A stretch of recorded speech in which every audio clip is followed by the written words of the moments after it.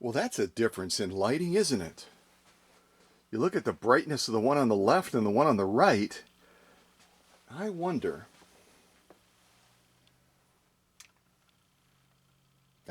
Yep. Incandescent bulb. I better change it quick before it gets too hot. Well, I hope you enjoyed that little intro. I was recently out and about after getting out of the hospital and came across a musical instrument that I loved playing way back in elementary school. I started when I was in 5th grade, I believe, and it's none other than the trumpet. So I thought I'd pick out some trumpet type music today for us to enjoy during this premiere. Once I can change out this bulb.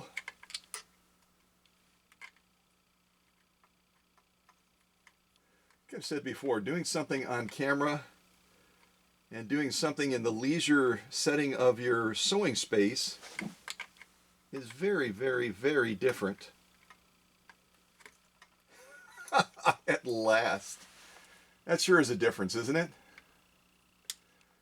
Rotate that back up into the housing. And this premiere is not about these two 332 models.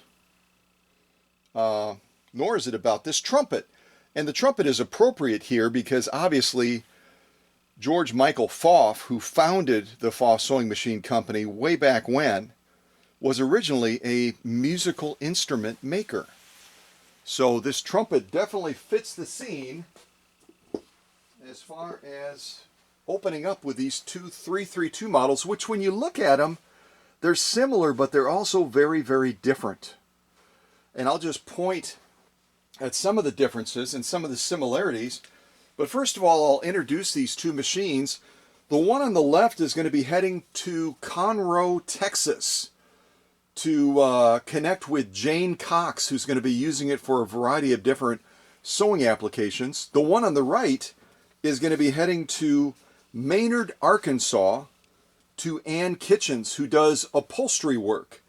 And when Ann Kitchens and I first started talking, she had already done a lot of research and was looking at some very expensive commercial machines to the toll of thousands of dollars. And her budget really, as a small business owner, didn't allow for that level of investment, but she was looking at it as, I got to go that way. Until we started talking about the capabilities of this earlier version of the Pfaff 332. Again, 332. Same thing here, 332. Both Pfaff 332 models. This is an earlier version, this is a later version. And but as Ann and I were talking about what the 332 is capable of doing, and I sent her to my YouTube channel to look at some of the videos that I had posted showing the capabilities of the 332 when it's fully optimized, her eyes were opened, and all of a sudden she was like, so I can afford to buy this machine outright instead of having to finance a commercial machine, and I'm going to be able to sew pretty much at the same level for my needs and have a machine that's paid for in full, and serving my business, helping it to grow, and helping me to move to that next level? I said, absolutely. So this is heading to help out Ann out there in Maynard, Arkansas. And this later version of the 332 is going to be heading again to Conroe, Texas. Love my Texas people. So many good folks down there, and I've had a chance to meet and serve a number of you down in Texas. So another machine on the left there heading down to Texas to Jane Cox. And let's look at these machines a little bit closer and look at the similarities. First of all, we'll start at the bottom and kind of move our way up. On both of these machines, we've got the same type of control for feed dog drop. We've got the same toggle light switch that turns the light either on or off. Now, I do have to confess to you that these toggle switches are not original to either one of these 332s. Along with the chronic cracking problem with the plug-ins that go into the rear of these machines for power, they're constantly cracking. As a matter of fact, I think I have a cracked one over here. I can show you kind of what I'm talking about if I'm able to dig it out.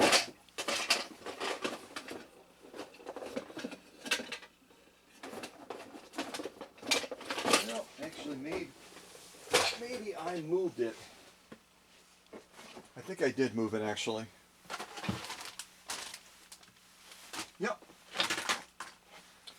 So, a couple of issues with the 332 models, and they're easily resolved. It's not like a showstopper type thing. Is you have these chronic cracking issues with the power cord that plugs into the rear of the machine. And if any of you have ever owned a 332, if you haven't experienced this yet, I can almost guarantee you that you will. Because, again, when manufacturers choose certain grades of materials, whether it's plastics or metals or paint grade or whatever it is, they're going to experience over time, when that machine is exposed to different environments, they're going to experience issues. And one of the issues that Pfaff experienced, because of their choice in the type and the grade of plastic, was this chronic cracking issue with their power cords. They also had the same issue with their knobs on both machines, this earlier one, this later one, where because of the grade of the plastic, people are continuing to wrench it back and forth, making changes on it, adjustments on it. Eventually it gets a hairline crack, and then in many cases these knobs will then crack off eventually. And then you're faced with, okay, I either need to find another knob if I can, or I need to get a donor machine and then swap out the knobs. So those are two of the issues that are pretty common with the 332 models. It's plastic related. So again, back to the machines themselves. Feed dog drop, toggle switch to turn the power light on and off. Also similarities as far as this control here on both machines. It's going to allow us to sew in reverse if we rotate it all the way to the left. And also the same thing on both models with regard to this control, the silver one that you can see on both machines, which is going to give you control over stitch length. If we go to the top of the machines as well, we've got the same type of bobbin winder. The top comes off on both of these so that you can service it and do regular maintenance on your machine to keep it running tip-top. Also, so if you have to make adjustments on the machine, if you've got that knowledge, there's also key fine-tuner adjustments on both of these machines underneath the hood as well. Same type of spool bobbins that rotate down on both machines. I think these are real cool. Again, if you're transporting the machine, you can put them down, fold them down so that they're less likely to get snapped off. So those are more common ground features between the two machines as well. You saw me switch out that bulb, and both of them are going to have the same type of little plastic toggle to lower down that bulb assembly so you can swap out bulbs if needed. Now both of these now are going to be equipped with LED lights, so both Jane and Ann are going to be good to go for quite a long time. I don't remember how many thousands and thousands of hours these LED lights are designed to function at, but they're going to be serving both of these ladies in Texas and in Arkansas for a good long time. Now, you'll also notice that the upper tension controls are also different. They're both numbered, but this tension control is going to be metal and plastic. This one is going to be all metal, the later version. Again, eventually Pfaff kind of got the feedback and the message that going plastic in certain areas, just because of the frequency that that customer was going to be touching that area, just didn't make a lot of sense.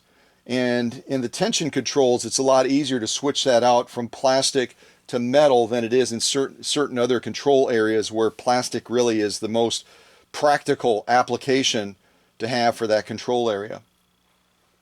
More common ground, we move to the center of the machine on both of these 332s, and here we've got stitch width, which is the same on both machines. And then we also have this little toggle control right here, this metal one, which is the same on both machines, and it's going to allow you to change needle position. So that's kind of cool as well. Now if we move up a little bit, all of a sudden things get different. On this 332, this earlier model, we've got this little plastic disc that you can rotate left and right, and a little metal tab here that you can use to set boundaries for buttonholing. On the later version of the 332, this one over here, they changed it to this, where you can rotate this back and forth if you're doing buttonholes to set boundaries and to set limitations. It's going to be a limitation just like this one up here is going to be a limitation.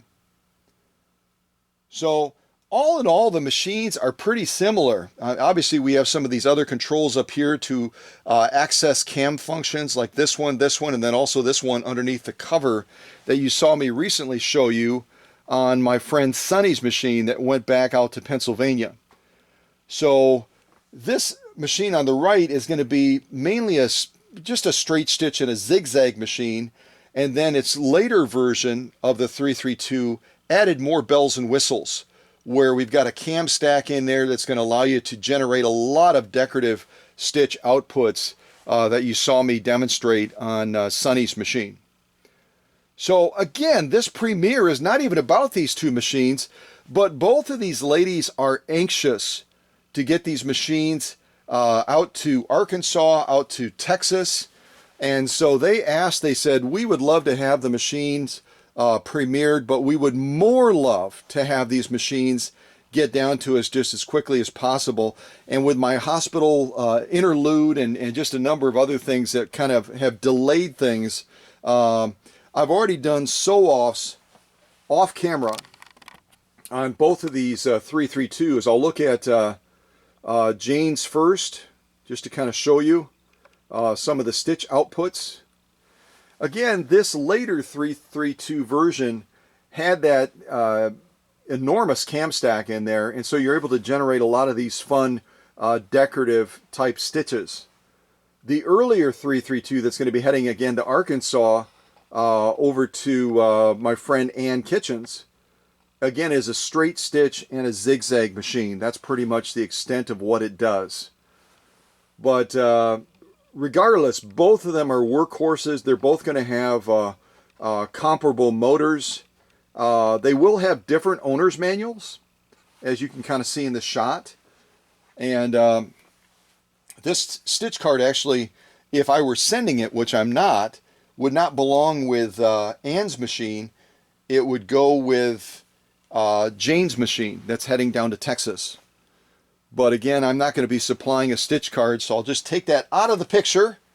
But I will be supplying instruction manuals for both of these 332 Machinas, these fantastic Pfaff 332 models.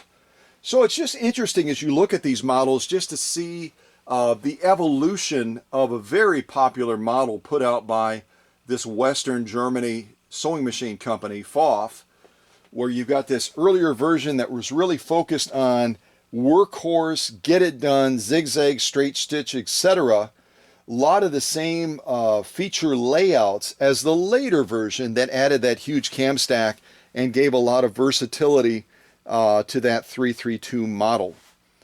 But both fabulous machines, both capable of sewing at the same level.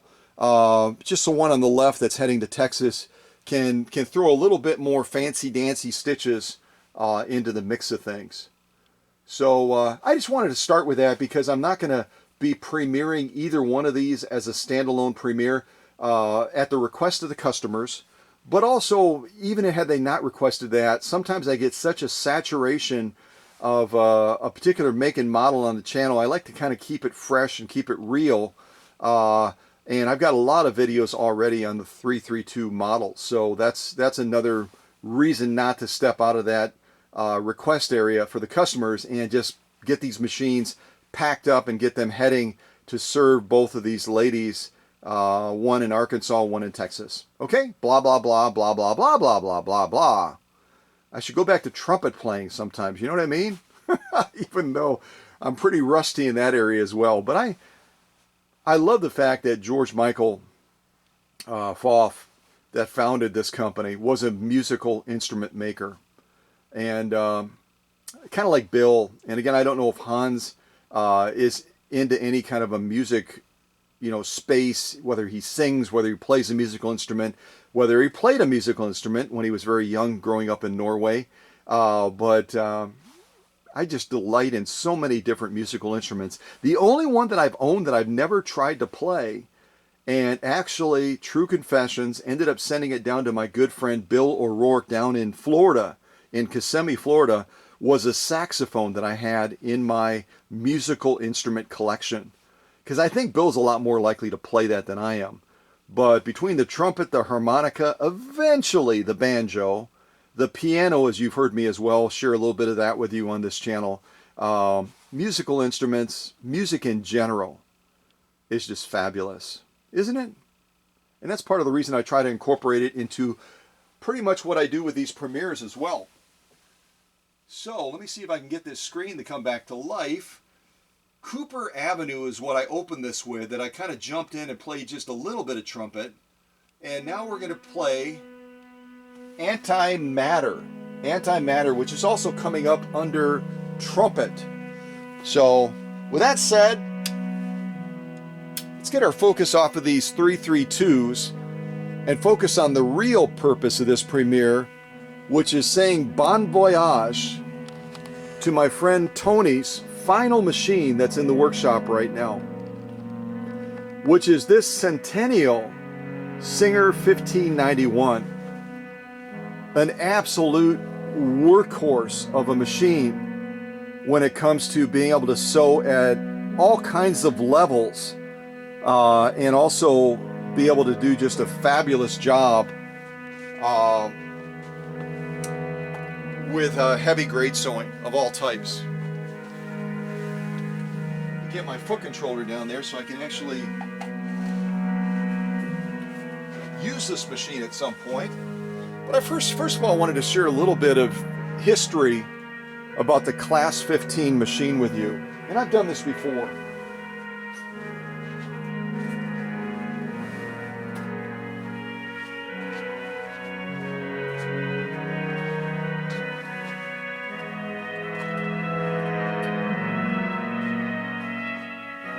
So what I'll tell you first of all is that the Class 15 has been around a real long time.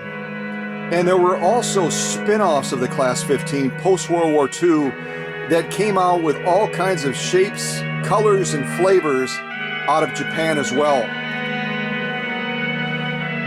And this trumpet is getting very excited, so I'm going to tone it back a little bit.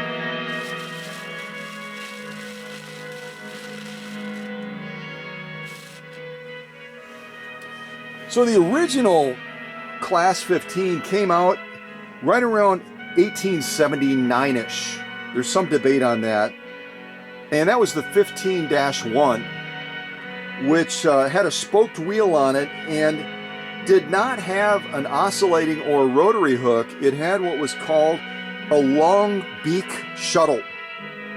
And just a very simple fiddle-based type machine back in the latter part of the 1800s. And it was around right until around 1895. Then we had the 15-11, also with a spoked wheel. And it was one of the first Class 15 machines to have a standard type bobbin case that took a Class 15 style bobbin. And I'm going to try to show that to you a little bit as well, because there's basically two different types of bobbin cases for these Class 15s.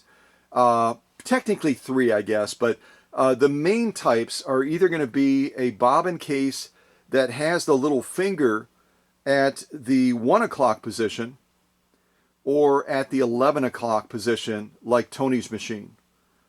And so they kind of went back and forth on that style of the bobbin case. And you know what? I might as well zoom in on that right now so you have some context for what the heck I'm talking about.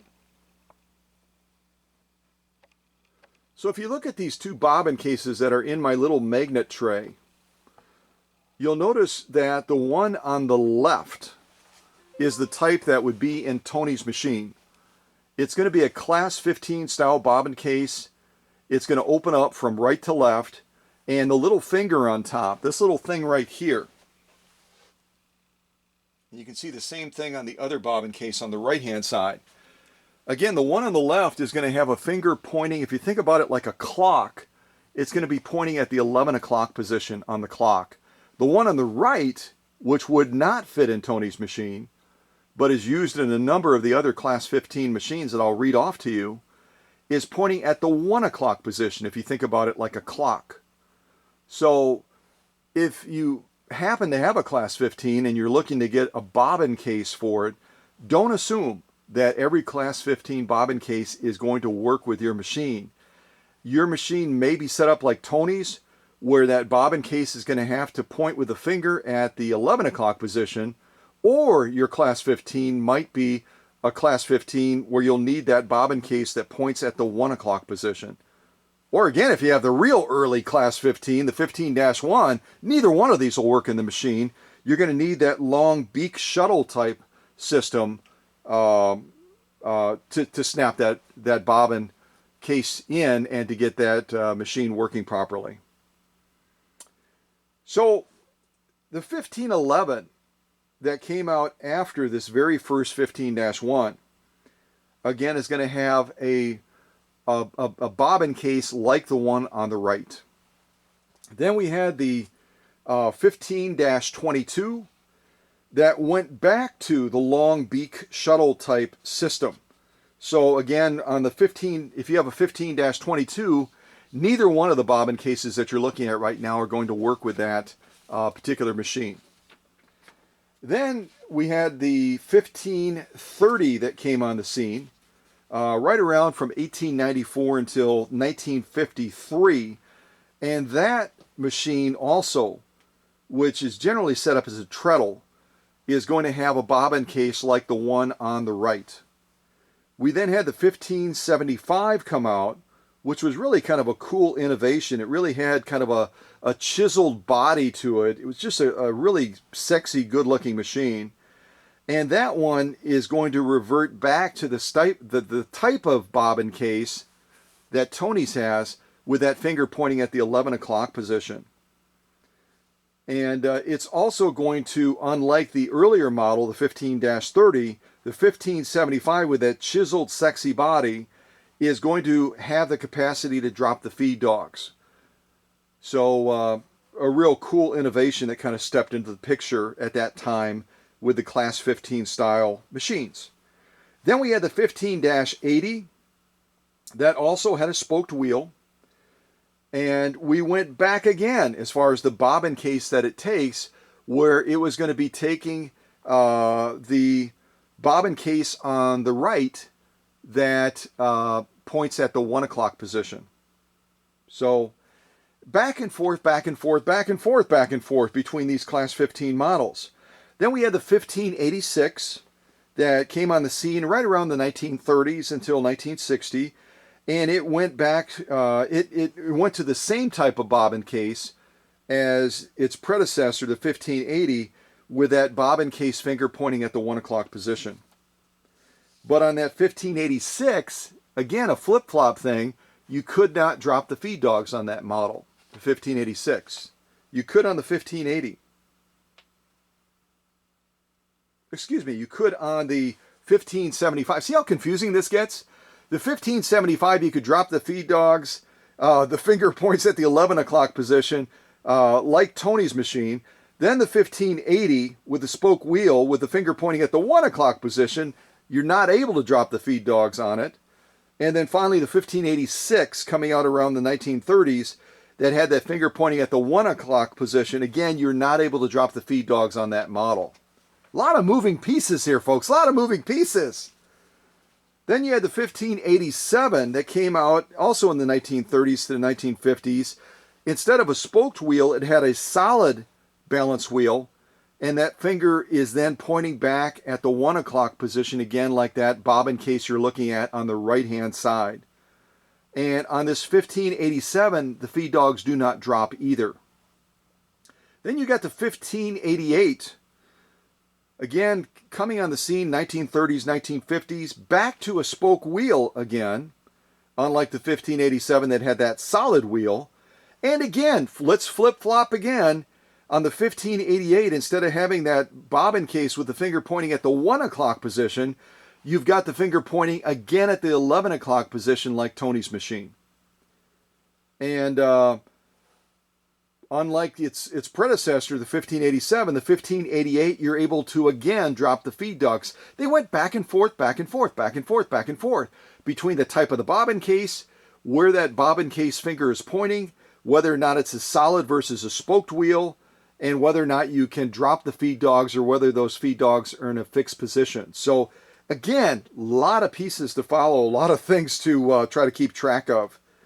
After the 1588, we had the 1589, which was a hand crank version of the 1588. We then had the 1590 that went back to that solid balance wheel again with the finger pointing the same as Tony's at the 11 o'clock position. And again, you were able to drop those feed dogs. We then went on to, and we're getting real close to, you can see how many models came before Tony's 1591. So finally, after just leaving the 1590, which is basically, it's going to be real close to the 1591. It's just going to have an external motor where Tony's is a potted motor. We're finally up to Tony's model 1591. Finally! Which came on the scene right around 1932. And it was on the scene until 1956. Let me come onto this shot because you're gonna go stir crazy staring at those two different types of bobbin cases. Let's come out so we can look at Tony's machine, his Centennial machine. So again, the machine that you're looking at is Tony's 1591, which came on the scene right around 1932, and they produced it until 1956 with an oscillating hook, which means that that hook system is going to be almost like an agitator in the original style washers, is going to be going back and forth. It's not going to be going in a full circle. It's going to be going back and forth, back and forth, back and forth. And now we have, later on, coming onto the scene, the Singer 201-2, the big brother of the 1591, coming on the scene right around 1935. So which machine came first, the chicken or the egg? In this case, what came first, the Singer 1591 or the Singer 201-2? Clearly, it was Tony's machine, the 1591, that came on the scene about 3 years before the Rolls-Royce of Singer sewing machines, the 201-2. Both machines were out there in production for about the same amount of time. The Singer 201 was out there just a little bit longer, being produced for 26 years, where Tony's 1591 was only produced for about 24 years. So about 2 years less production time than the Singer 201-2. Also, the 201-2, which Tony has one of those as well. Matter of fact, I sent it back not too long ago after doing some rewiring and stuff on his 201-2. That's going to have a rotary hook system versus the oscillating hook system that you're looking at on this 1591. They're both going to produce real good stitching.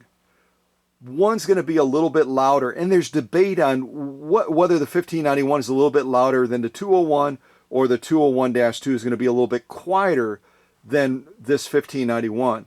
I'll let you guys take that up and debate. And matter of fact, if you want to type it in the chat, if you happen to have had the opportunity to own or to sew on a 201-2 versus a 1591, both of them potted motor machines, which one do you think sews more quiet? I've got my own opinion, but I'm not going to express it right now. And I think that that'll be an interesting discussion or debate all to itself, because I know that that comes up regularly. You know, some people feel the 1591 is a quieter machine to operate. Some others think that it's louder and clankier. Others go back to the other side of the fence and say, no. The 201-2 is noticeably quieter. Others don't think so. So again, it's a difference of opinion there when you're looking at those two models, which are siblings. I mean, big brother versus this littler brother here that you're looking at right now on the scene.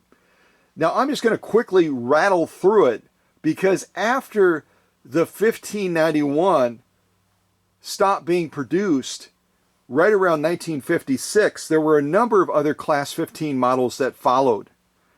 And that includes the 1596, which again, flip-flop, flip-flop, flip-flop. They went back to the spoke wheel on the 1596. That bobbin case fingers on that model is pointed at the 1 o'clock position, and you can't drop the feed dogs again. Then we had the 1597, which went back to a solid balance wheel like Tony's, which had that, again, that finger pointing at the 1 o'clock position. But again, you're not able to drop the feed dogs on the 15-97. We then had the 1598, which was a hand crank version of the 1596. And then we had a series of models that were kind of similar. The 15110, the 15111, the 15112, all of them with solid balance wheels, all of them with a bobbin case at the 1 o'clock position. And guess what? They flip back again with that Class 15 style model, the 110, the 111, and 112, and you were again able to drop the feed dogs. So before I proceed, because there's a number of other Class 15s that are after that as well, if dropping the feed dogs is an important thing to you, know this, that between all of these Class 15 models that I've already named, some of them you can drop the feed dogs, some of them you can't. Some people really love that spoke wheel. Some of them have the spoke wheel, some of them don't. So be aware that if you're shopping for a Class 15, you got to ask real specific questions of that seller about the sub-model that it is. If all they tell you is it's a Class 15, that tells you nothing.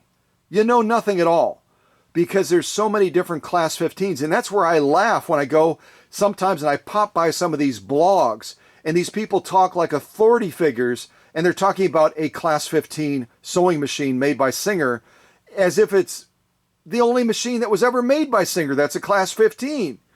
There's not a million. There's a lot of versions, as you've already heard me share with you, as I've rattled down these different models and how the features flip back and forth. Style of bobbin case, spoke wheel versus solid wheel. Does it have the capacity to drop the feed dogs? So if you decide not to buy a machine from the workshop, be real specific in the questions you ask of someone if you're looking for a Class 15 machine. Also, the drive systems on them as well are going to vary when it comes to, is it going to be belt driven? Is it going to be positive traction like Tony's with that potted motor on the back, just like the big brother, the 201-2? So be a smart consumer. Actually, if you're a smart consumer, you're just going to come to the workshop. Avoid all that stress. Avoid all the vetting of what kind of bobbin case can you drop the feed dogs? Can you not drop the feed dogs? Does it have a drive system like Tony's machine? Does it not have the drive system? So be a smart consumer. Just come to the workshop and avoid all of that. We're not even done yet. So again, we just talked a little bit about the 15-110, -111, -112, solid balance wheel. That finger on the bobbin case is pointing at the 1 o'clock position. you're able to drop the feed dogs on those 3 different submodels. Then we went to the 15125, which I featured on this channel before, made from around 1955 to 1958, only for 3 years. That's going to have a solid balance wheel. And that finger, guess what? That finger has pointed back now to the 11 o'clock position on that bobbin case on the 15125. And thank goodness you're able to drop the feed dogs on that model as well. But you're not going to find within that 15125 very often an ebony colored machine like you're looking at on screen right now.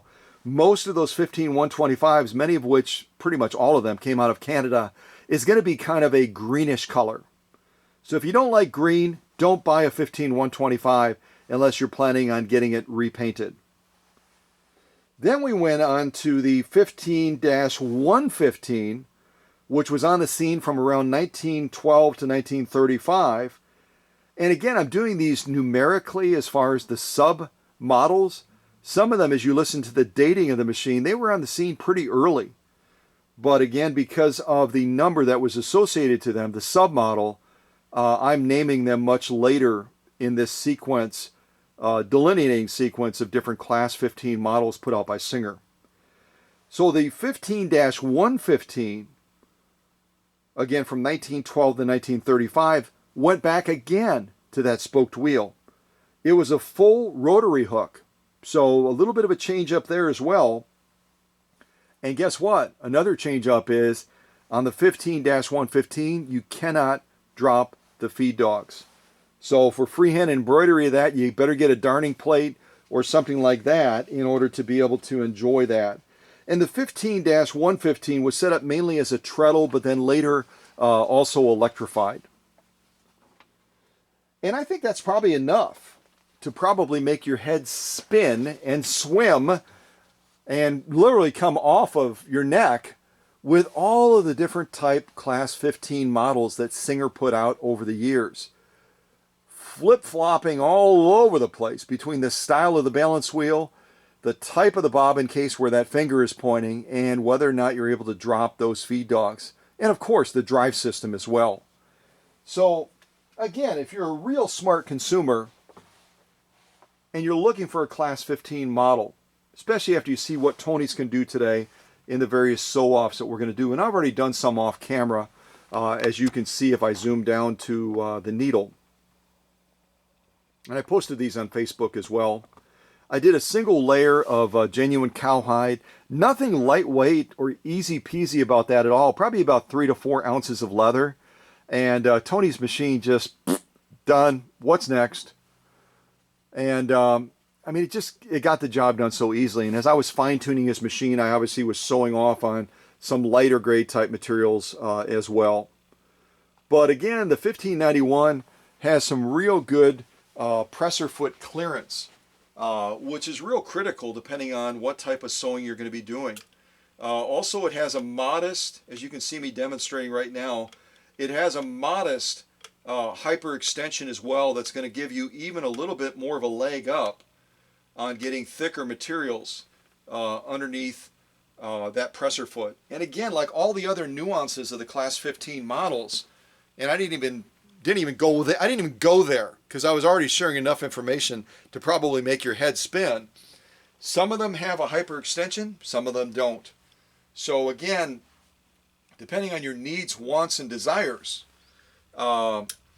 it's really a matter of being a smart consumer when it comes to getting the specific type of Class 15 that's going to serve you best and it's going to meet your needs better than some of the other subclass models that I named.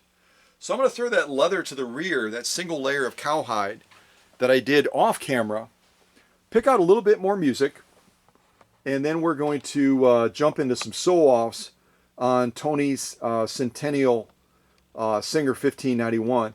And again, if you're brand new to vintage, or if you're brand new to Singer, or if you're brand new to whatever, the significance of the Centennial badge, and I'll kind of zoom in on it before we jump ahead any further.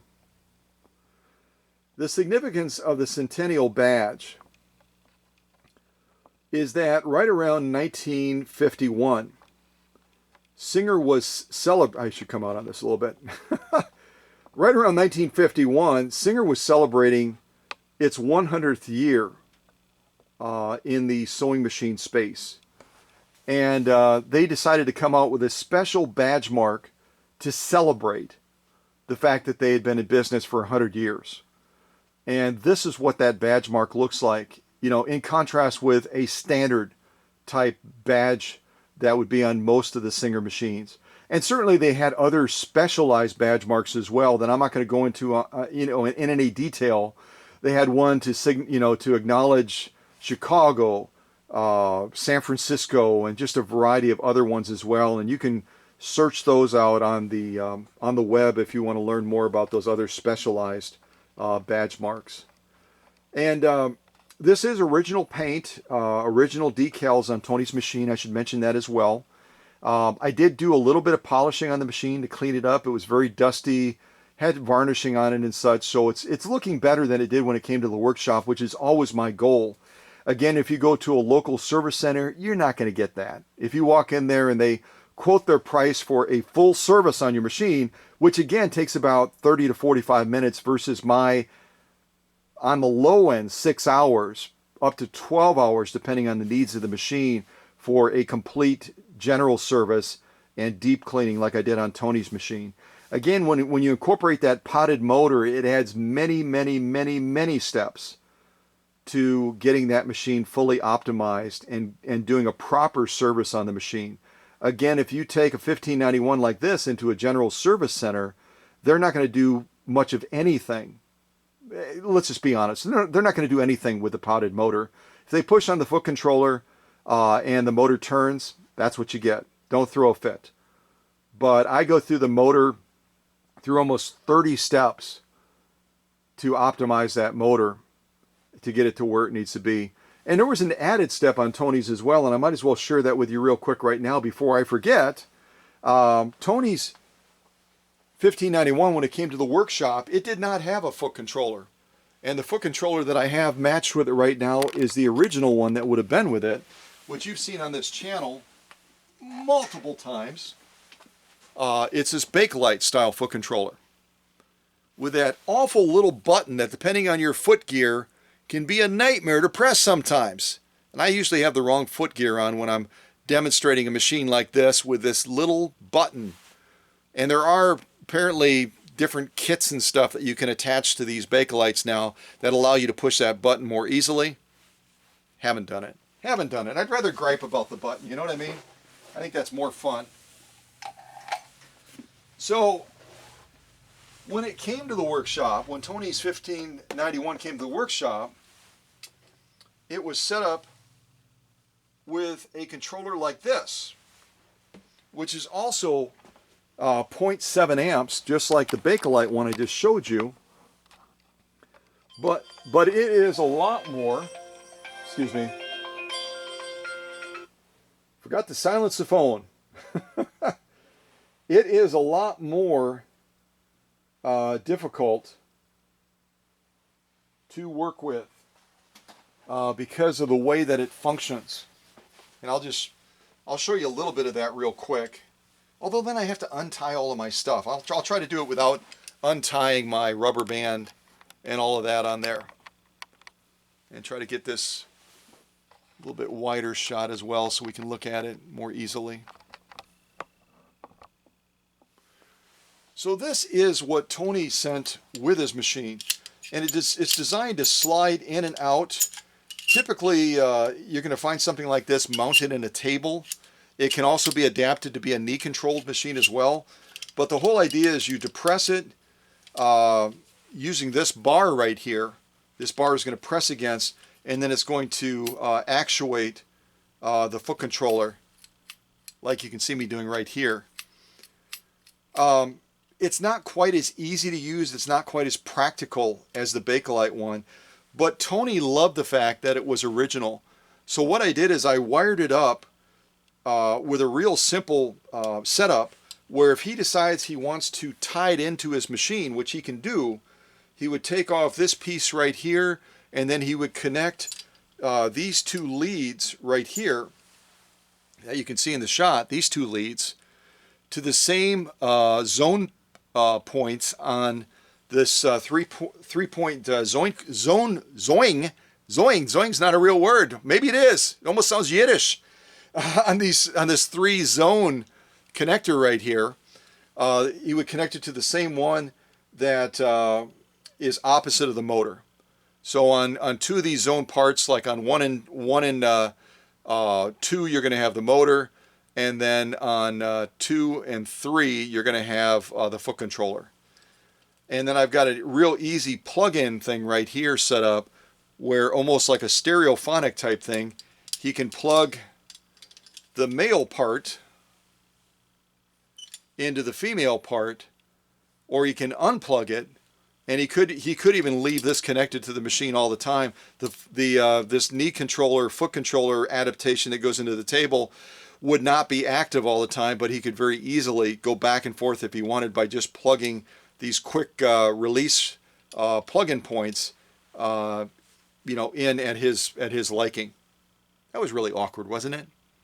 It's a quick setup that I set up for him so that he can still potentially use this if he wants to. Otherwise, the Bakelite one would be a lot easier, but he's got the option now. Let me throw that to the side.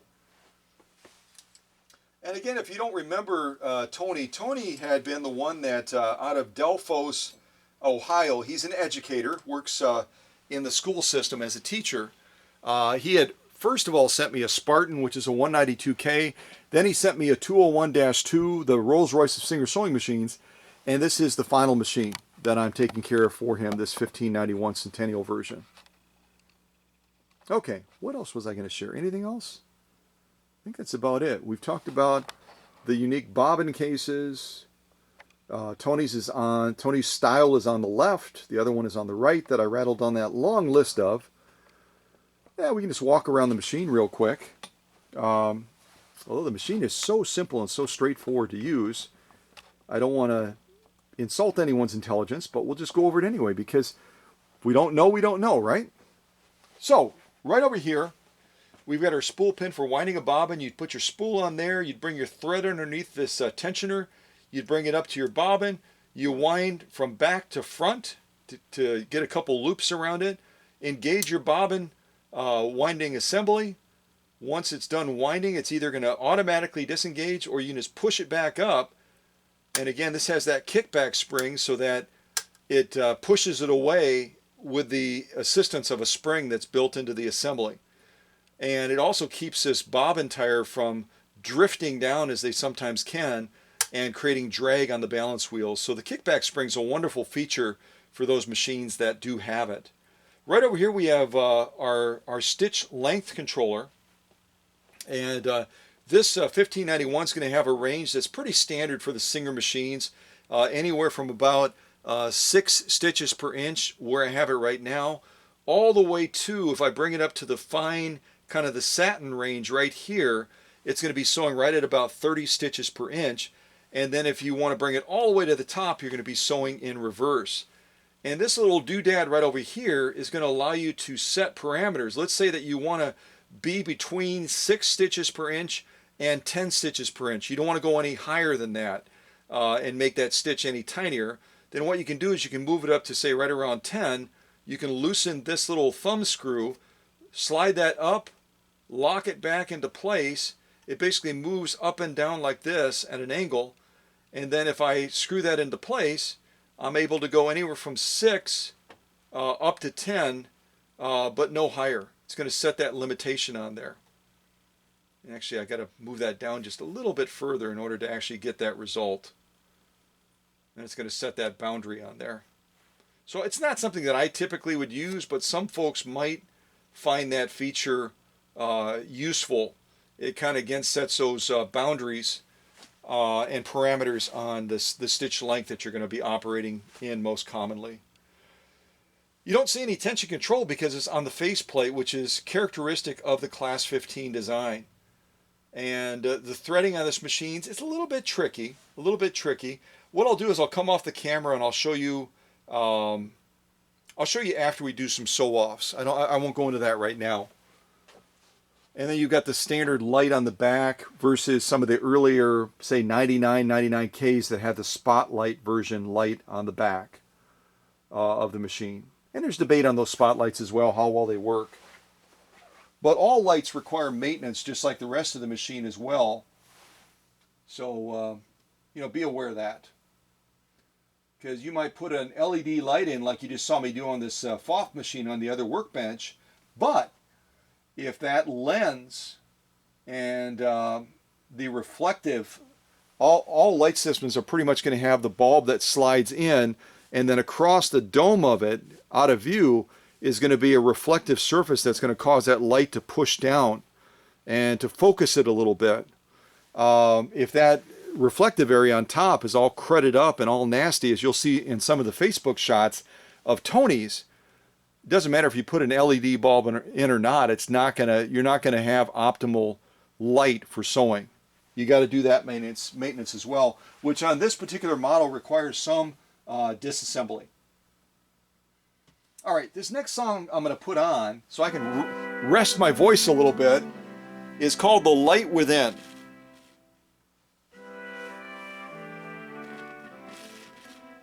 Turn it way down with a little bit of sewing on Tony's machine. Let me take us over to the needle. And I like sharing a lot of information with you folks. That's part of the reason sometimes we'll be running 15, 20 minutes into a premiere and we haven't even seen the machine sew yet. So if you're an impatient person, can't help you there. I don't know, less coffee, more coffee, something like that. And I also am remiss. And I've got two bells now. I'm going to ring that one first, which is this one right here, which you can't even see because I'm way too close. Here, let me go like this.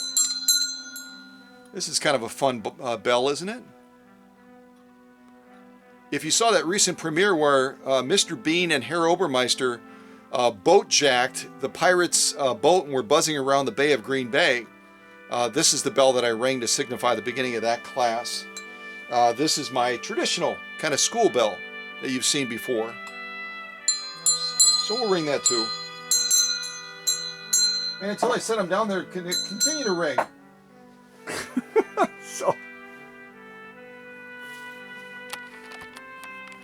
All right, let's do some sewing finally on Tony's 1591, which, where is the finger on that bobbin case pointing on Tony's machine? Type it in the chat. See if you were paying attention.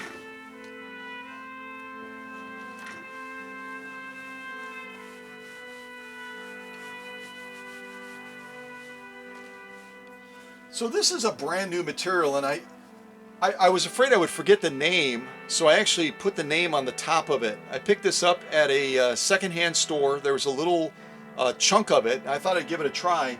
It's called acrylic fiber, and it's used to make awnings. So it's kind of like a vinyl, canvasy something or other, but if you feel it with your fingers, it almost feels like sandpaper. So I'm going to see if I can get this staple out of here now that I remembered what the name of this stuff was. Acrylic fiber. Real tough stuff. I did a little bit of test sewing on it, and it's pretty intense. So we're going to fold it basically and treat it almost like compressed felt. I'm going to fold it in the middle, then I'm going to fold it one more time to get us up to 3 layers of this stuff. And I think I only tested it with 2 layers, but we'll keep our fingers crossed that Tony's 1591 does okay with this and gets the job done. So let me slide my stool back just a little bit, and we'll see how this acrylic fiber stuff treats Tony's Centennial Singer 1591. Here we go. Wrong shoes, wrong shoes.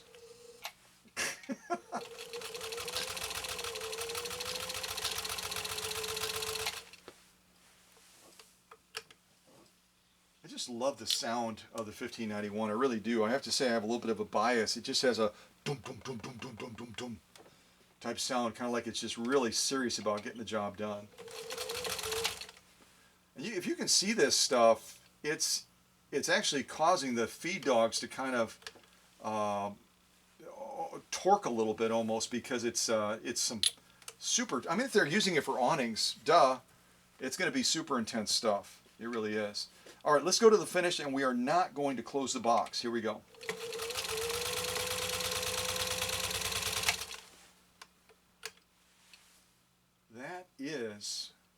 That is intense stuff. That's probably the equivalent of sewing 2 or 3 layers of leather. Again, it's just, I mean, this stuff will stand up to wind and everything else with awnings, the tinsel pole when they stretch it over different frames and stuff. This acrylic fiber, we'll probably use this again. This is some cool stuff. Very cool stuff.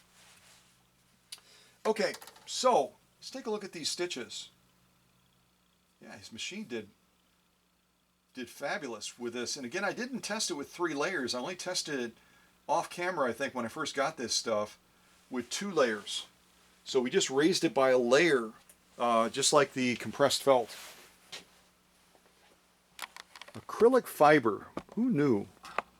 So let's start on this top row. We'll just kind of move across. Doesn't that stuff look intense? It really does.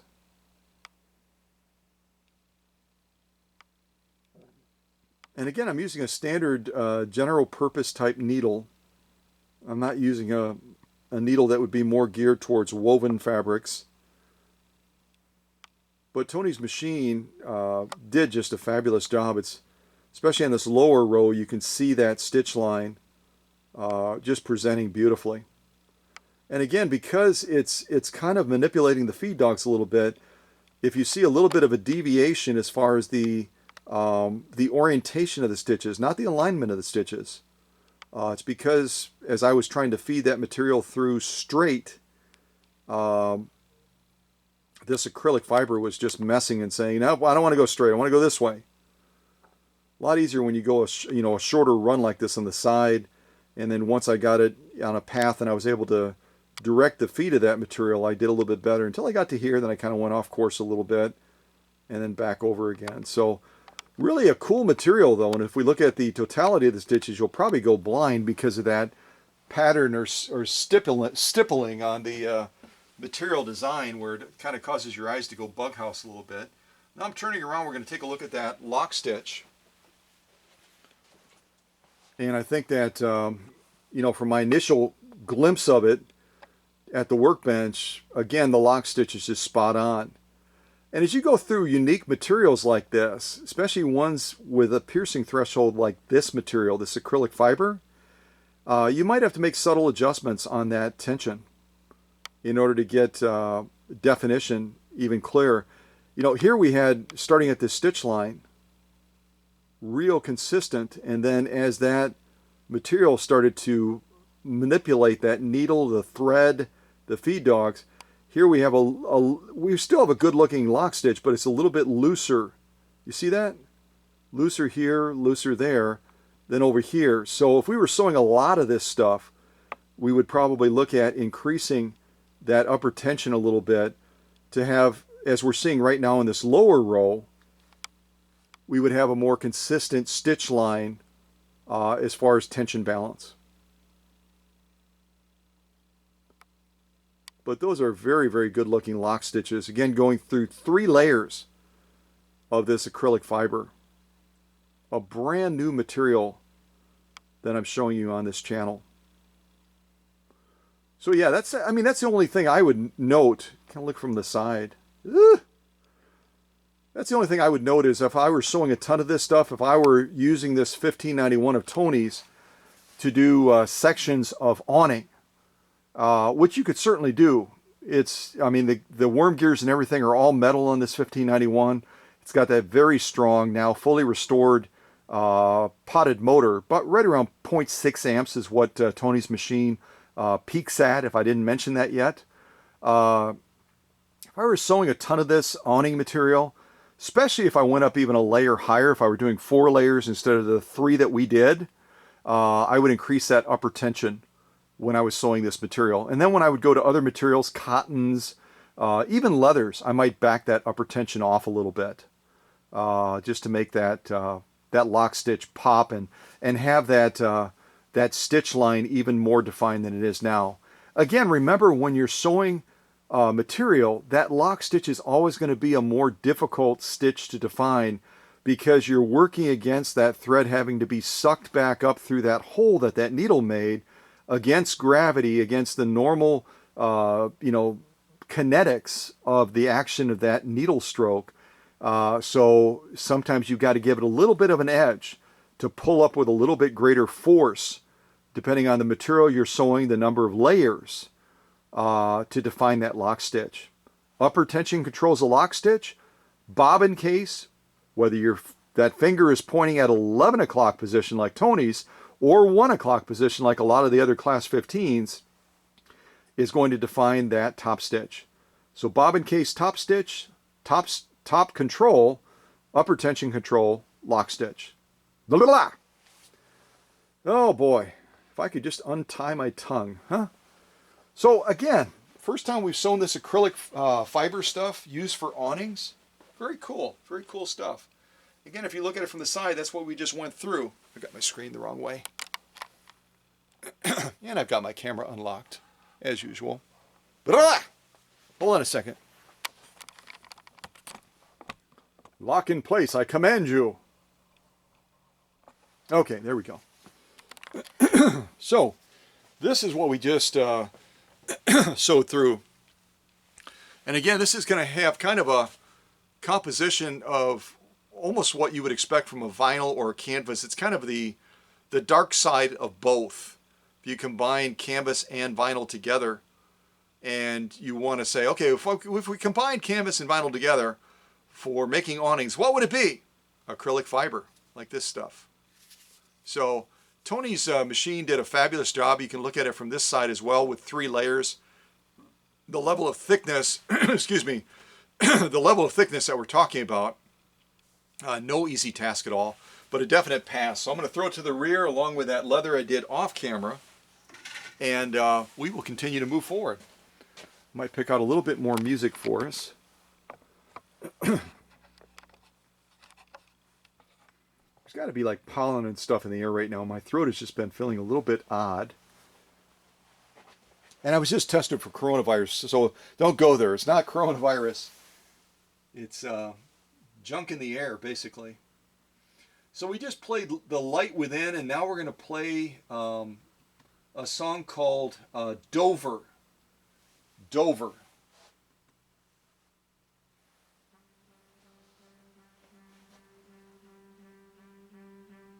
That's kind of a cool start, huh? Yeah, I'm liking that.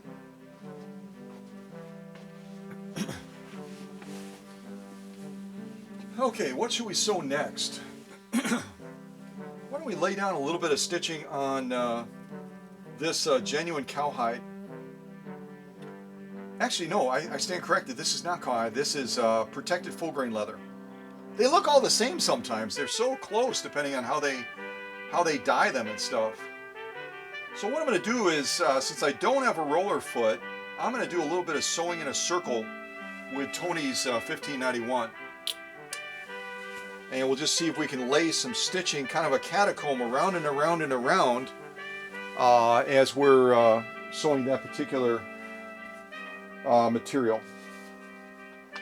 And again, depending on the materials you're sewing with, the threads in that, the hook system on machines will perform differently. Again, Tony's is going to have an oscillating hook where the 201-2, the big brother of this machine, is going to have a rotary hook.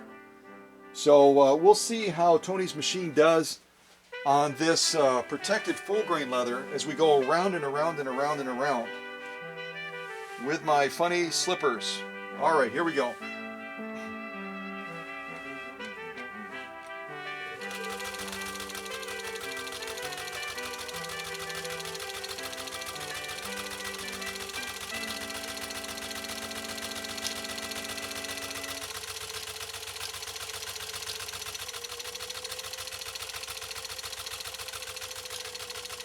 Slow it down even more as this circle gets smaller.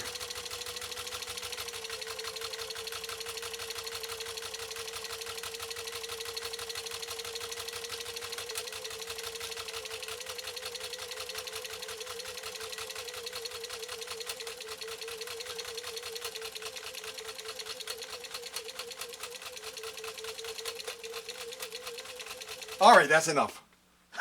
Oh, gee whiz. But it gives you an idea, even with the wrong foot gear on, which I certainly have right now, it is going to give you a lot of control using that Bakelite 0.7 amp foot controller that I added to Tony's machine instead of that original knee control contraption that I showed you that I kind of rewired so he's able to use it if he wants to.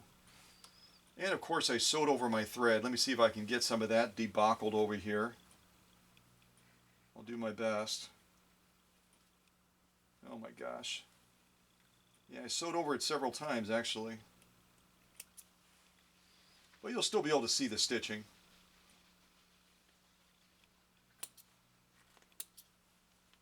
That's what happens when you try sewing around and around and around in a circle, is you tend to sew over your thread if you don't move it, which I didn't. This would be a great time to have more music on right now, wouldn't it? All right, let's keep on clipping here. I don't know if I have any clipping music or not. I might.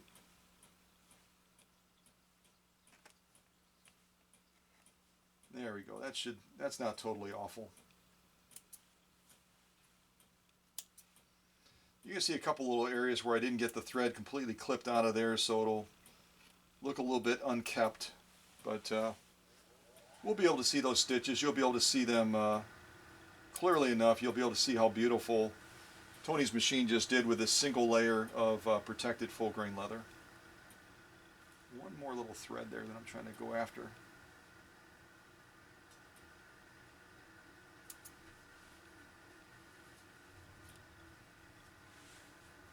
I wish you could feel this nap with your fingers. And I'll send these, I'll obviously send these sew-offs with Tony's machine when I send it back to Ohio. But the nap on protected full grain leather is so different from that piece I did off camera of the cowhide. It's just crazy. It's crazy how different it is. All right, that's about as close as I'm going to get to trying to fix my issue. Now we're going to try my new adapted thread holders with this piece because it's so much higher in profile than you know, just a single little piece of material. We'll see how it does. And I probably will have to bring the light in just a little bit. Let me try rotating it like that. And we'll try rotating it again. Yeah, that'll be fun. All right, let's bring this light in so we can look at these stitches. Angle this other light as well. And we'll see how Tony's machine did. Again, a single layer protected full grain leather, right around 3 to 4 ounces. And I will do my best to not make you dizzy, but no promises. You know what I mean? No promises. So those are beautiful stitches, folks. The spacing, the formation, the integrity of the stitch. I'll kind of go on the outside first and we'll do our best to follow the stitch line. Aren't those perfect? Just absolutely spectacular stitching by Tony's machine. Spectacular.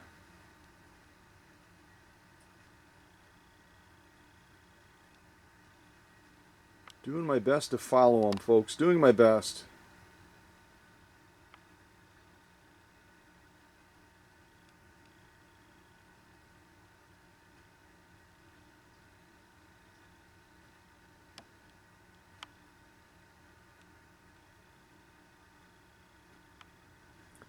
And again, think about the fact that as we're using Tony's machine, I'm really applying a lot of pull to that leather to manipulate it so that it will follow my line of stitching. There, we're finally in the middle. We'll look at the totality of the stitching. I'm really pulling on that leather quite a bit as the feed dogs are pulling against me, and I'm trying to get that material to feed as I'm trying to take it into a very, very tight circle, especially at the end. It's fairly tight, even though I slowed the machine down quite a bit. And with Tony's machine, with any machine, when you're trying to manipulate material like that and make some real tight turns, and you're dealing with a leather material, or any material for that matter, there's a high likelihood that you're going to have a distorted stitch or a missed stitch. Not a single stitch out of alignment, not a single distorted stitch, not a single missed stitch with Tony's 1591. It's running at the top of its game right now. Again, using that oscillating hook, the oscillating hook system on this 1591, and it did a really, really good job. Some people have their preferences there too. Oscillating versus rotary hook, depending on the type of sewing that they're going to be doing. I really try to pull that back now that I got my hodgepodge of threads that I sewed over. Hopefully we can see something.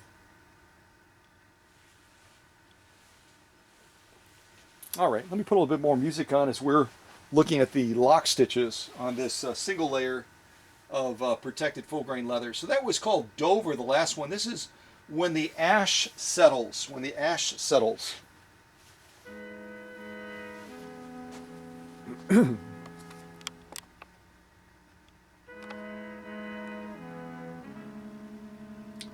This may be one of those I have to pull back for you to see them. There you can catch a little glimpse of them right there. Let me come off the tripod on this, because I think that's the only way we're going to be able to really see these stitches. Just partly because of the color of the thread that I selected in relation to this lighter colored protected full grain leather. And I'm actually going to lower myself down so I can see this a little bit better. And hopefully we'll be able to see a little bit more of that stitching.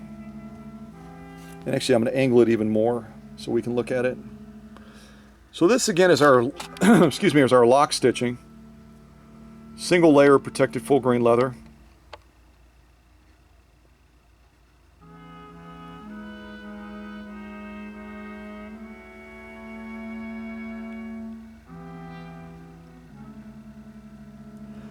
And the nap is obviously trying to mask it a little bit, but you can see those stitches popping through, especially right there. And Tony's 1591 did an absolute spectacular job. Here I'd have to kind of pull it back a little bit, which is hard to do when you're holding a camera. But you get the idea. Beautiful lock stitch. There you can really start to see some of it coming through.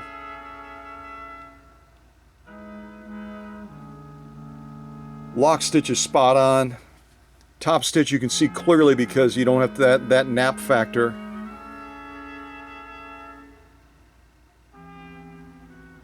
That's a definite pass.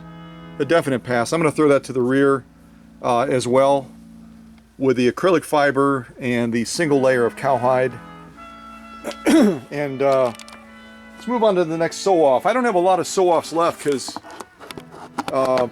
with Tony's straight stitch machine, it's really just a matter of demonstrating stitch quality and power, which we've already done with a number of these sew-offs. And I trust after waiting for a while, Tony's probably a little bit excited too to get his machine back. Maybe just a little bit. Alright, camera's locked, screen turned around, it's a good day.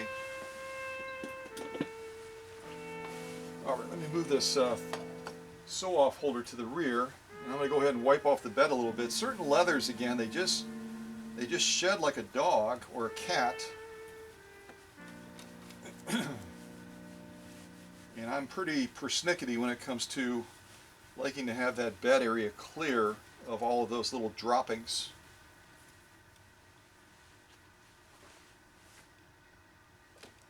Give me just a second. A little bit more than a second. Those of you that were saying that, yeah, we're going to give him a second, but it's really, it's a little bit more than a second. So what do you think of how Tony's machine is doing so far with the material sew-offs? Again, we kind of started off camera with that cowhide that I showed you. And then we went into the acrylic fiber stuff that's used for awnings. I did a lot of cleanup on Tony's paint, so I'm just going over it again a little bit.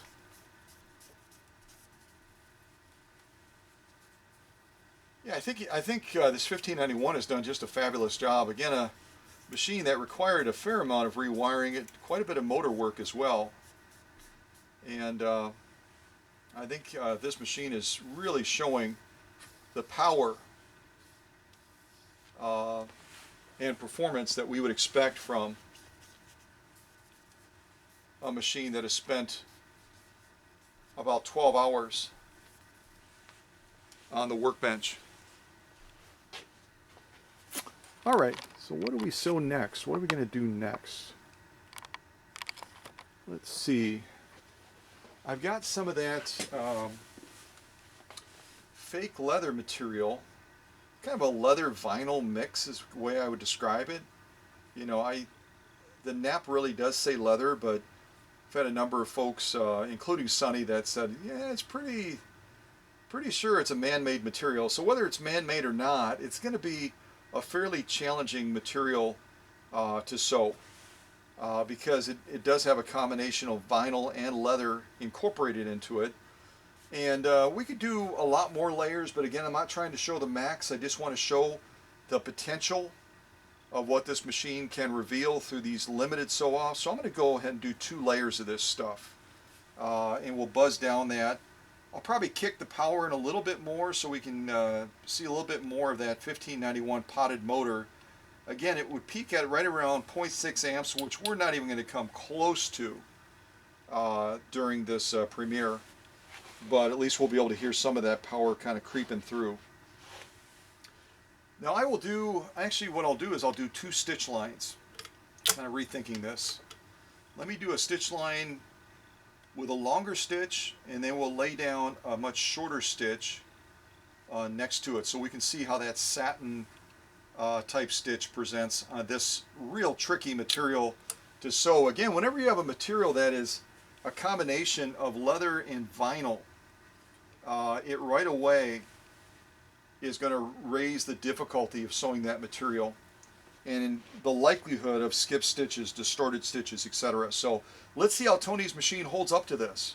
I'll sew the first line longer, the second line shorter. Here we go.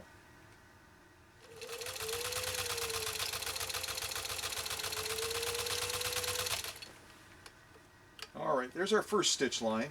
As you can see kind of in the shot, I think, right around 6-7 stitches per inch. Now we're going to shorten that up quite a bit. And we're going to see how Tony's little brother to the Rolls-Royce of Singer sewing machines does when we really intensify what that what that oscillating hook, I've got too many machines in my head, when that oscillating hook is pushed to the limit as far as completing that stitch cycle very rapidly when you're sewing a stitch that's probably going to be around 20 to 25 stitches per inch to get us down into that satin range. Alright, let's see how Tony's machine does. I'll make that adjustment on the stitch length off camera. And let's see what happens. There's the voice of confidence. Let's see what happens. You never know. Alright, here we go.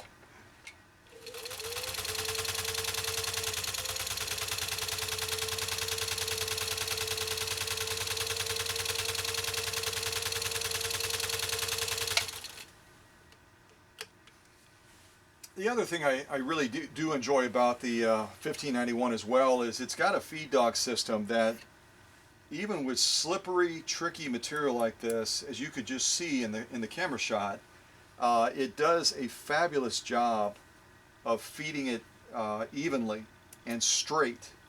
That's the biggest complaint of a lot of people, is not that their machine can't sew certain things, but when it sews certain things, that material is just, I mean, bebopping all over the place, left and right, and it's just pivoting and it's pitching and everything like that. When a machine is prepared properly and it's sewing at the top of its game, it's going to also feed that material much straighter and much more evenly. And the proof is in the pudding when it comes to how that stitch presents. Once I am able to bend this real rubbery stuff back, I'm trying to get it to sit on this stitch off display, and it's going to give me a hard time. I can already see it. It's trying to bend on the end there, even though I bent it back several times.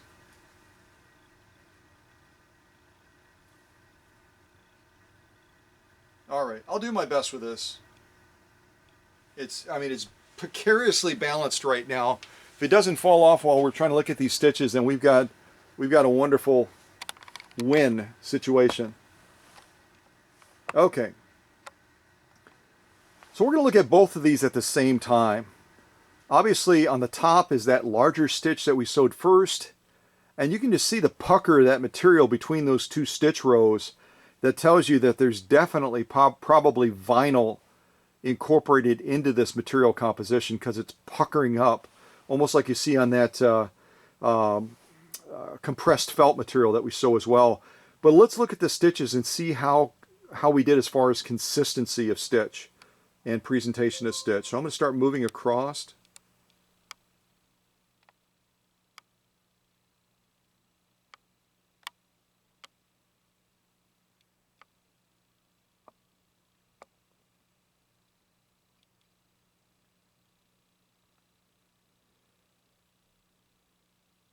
Folks, it just doesn't get any better than that.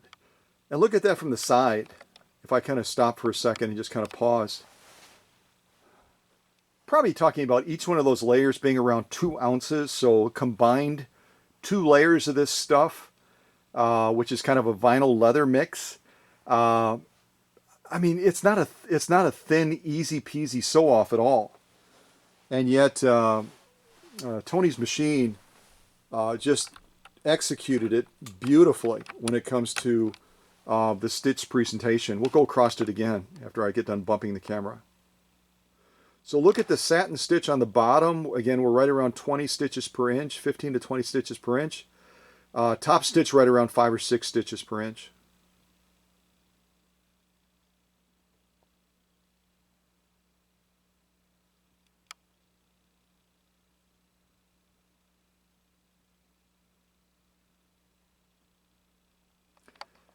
Folks, we joke about textbook page 34 or whatever, and I can't get a real clear shot there with totality, but those are absolutely textbook perfect stitches, folks. Let's turn it over and take a look at the lock stitch, see how Tony's machine did there. Again, the lock stitch is going to be even more demonstrative of a machine that's running at the top of its game because of that factor of pulling the material off the table. Jeez. All right, now I'm needing to look at it and say, okay, which side? There we go. This side. This is the lock stitch. All right, so let me get that as best as I can lined up, which is probably not going to be spectacular. And we'll take a look at that lock stitch as well to see the quality of that stitch. And we'll look at both stitch lines again at the same time. So here's our lock stitch. Again, top stitch right around 6-7 stitches per inch. Bottom one right around 15 to 20 stitches per inch, satin level. Now if you can imagine, especially at that lower row of stitching where we're in the satin range, how hard that oscillating hook has to work to complete that stitch cycle with that needle bar sweeping down, the needle bar sweeping back up that rapidly. And yet laying down a pearlized stitch in the satin range that is absolutely brag-worthy.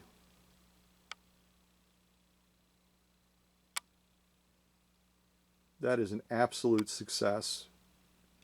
And an absolute pass on the part of Tony's 1591, just doing a spectacular job. Top stitch, lock stitch, didn't matter. It just laid down a stitch that is absolutely fabulous. So I'm going to throw that to the back with the other sew-offs as well. Very, very pleased with how that stitch presents and how well this Centennial 1591 is performing. Every single sew-off already we've done. If I kind of review them again with you, off camera I've done this cowhide, single layer of that. We then did this really funky acrylic fiber stuff, 3 layers of that, used for making awnings. Absolutely perfect stitching. We did this single layer protected full grain leather, absolutely spot on. Screen is pointing the wrong way, sorry.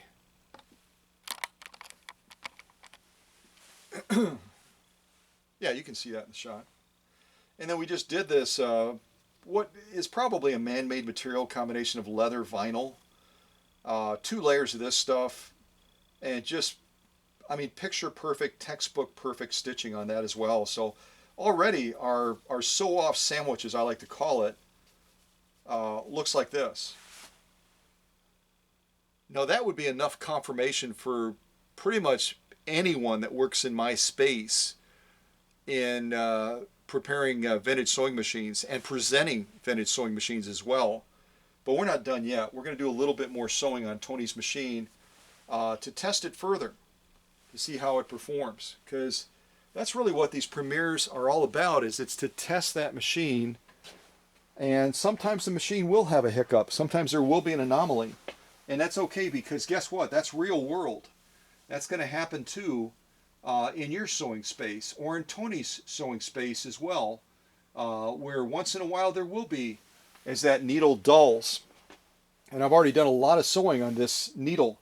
As that needle dulls, as you change between different materials, a diverse field of materials, from acrylic fiber to protected full grain leather, you're going to see that occasionally that machine will stumble, even when it's been brought to the top of its level. But as soon as you correct that issue, either rewinding the bobbin if the bobbin was unevenly wound, or you replace that needle, your machine is going to be running back again at the top of its game. Hard times come again no more. Hard times come again no more.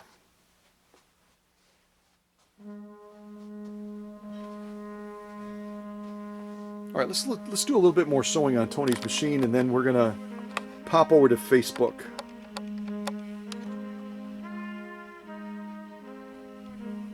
This is a great machine, isn't it? What a fabulous 1591.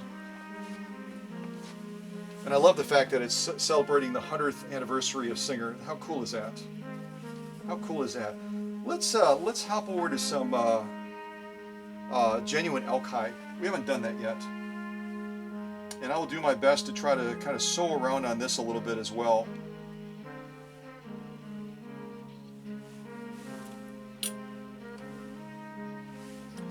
Yeah, I'm way too far in the middle there.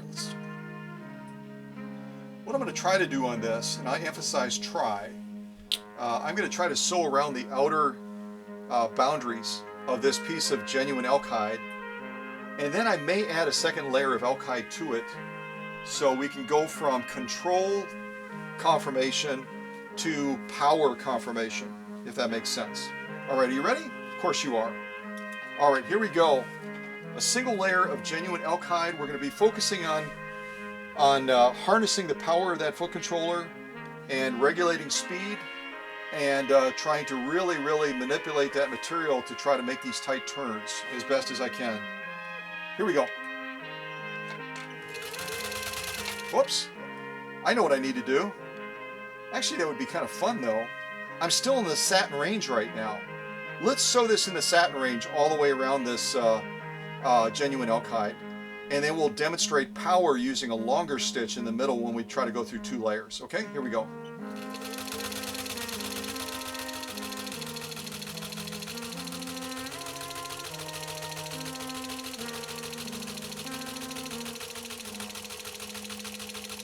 I'm not going all the way to the end, there's no way. All right, I got to cheat a little bit.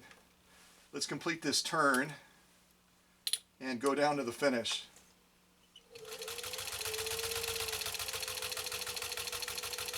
Let's really slow it down. Does that give you an idea of how strong this machine is, that you can slow it down that far through genuine elk hide? All right, and for you box closers, let's go ahead and close the box on this.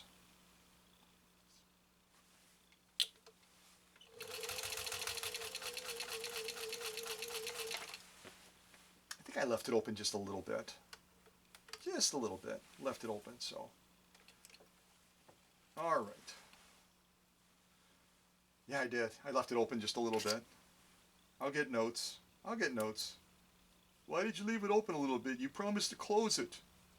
You promised to close it and then you left it open. Wah, wah, wah, wah, wah, wah, wah. All right. So there's our satin level stitch all the way around, showing a lot of control with this 1591. I'm going to adjust my stitch length now, kind of move that back and forth for you to get an initial glimpse of it. It's waving in the wind there.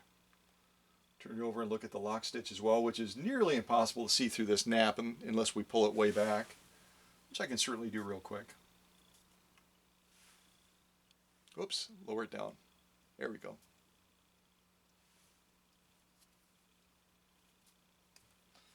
This is really a dense snap on this elk hide, so at any rate, it looks really, really good. So let me adjust our stitch length back, and we will try to double our efforts here and put a second layer of elk hide with this. Here's our first layer, our original one. Our second layer, we're going to put them together, and we will see how Tony's 1591 does with 2 layers of elk hide, sewing a longer stitch right around 5-6 stitches per inch. And keep your fingers and toes crossed. This is anything but easy, anything but easy. We're talking about probably around 10 ounces of leather now, 10 to 12 ounces of leather. All right, here we go. Complete silence. Let's listen to this machine run. Here we go.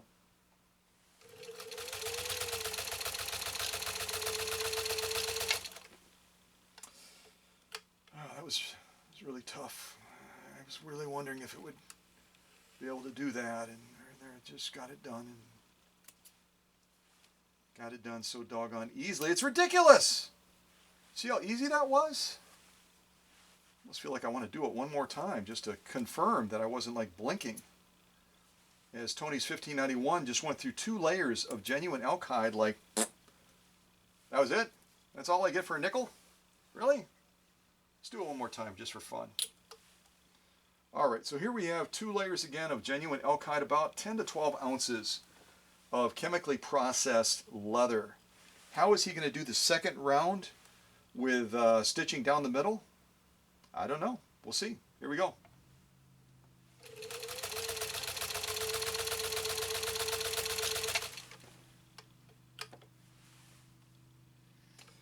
Oh, if I only had that little button from Office Max or wherever it is, Office something or other. That was easy. That was easy. So doggone easy. It's ridiculous. It's redunculous.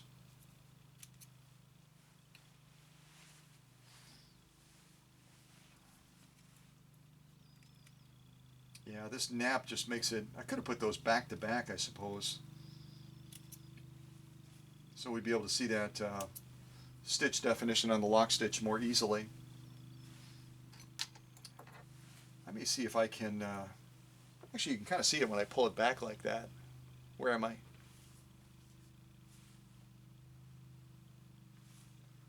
Let me do that first.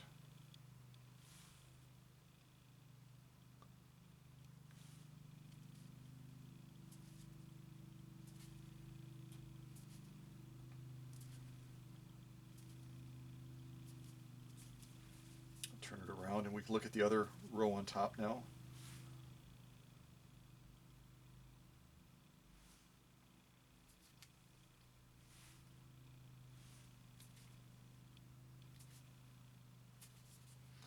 Those are beautiful lock stitches too, folks. And again, looking at it from the side, let's see if I can show you a side so you can really get an idea of what we just went through. There's one side you can look at. 2 layers of genuine elk hide from the side. We just sewed like 2 belts together, folks. This end, that end.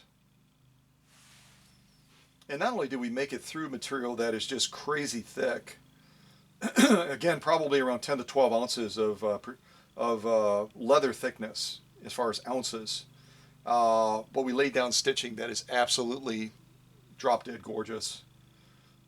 Absolutely drop. I gotta get a drink of water. It's just absolutely drop dead gorgeous.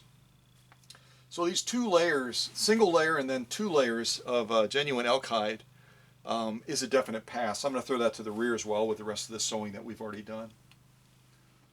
So again, maybe the jury's still out with some of you. You know, do you like oscillating versus rotary hook? Is one louder than the other? Is one more capable of doing certain types of materials with better stitch quality than another?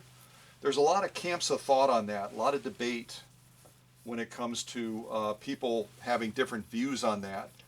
My personal view is it really depends on how well that machine is running, how well it's been prepared for whatever type of sewing it's going to be doing. That will determine what your outcome is. And you're seeing the evidence of that preparation process right now. Again, when I used to be back in the military, we would have a saying, the 5 Ps. The 5 Ps. And I'll try to do it with my fingers as I count them off. Prior planning prevents poor performance. Prior planning prevents poor performance.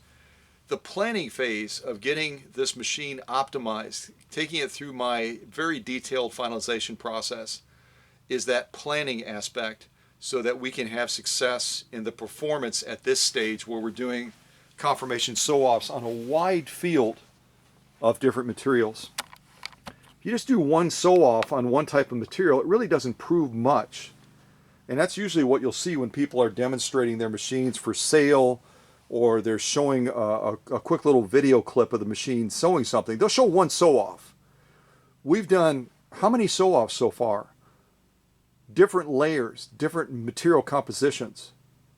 And yet we've gotten the same results consistently every single time. That's what excellence looks like on a workbench. And that's the difference again between taking your machine to a local place where you're going to get charged 100 to 150 bucks, and your machine will not even come back sewing at any level close to this of what Tony's is right now. Do you love this world? It's a great question. Do you love this world? That's also the name of this song that I'm about to play, which in our current political climate, as ballots are recounted, as lawsuits are filed, and all the other stuff that's going on in our democracy, the love of the world, the love of this country is really put to a test. Don't you agree?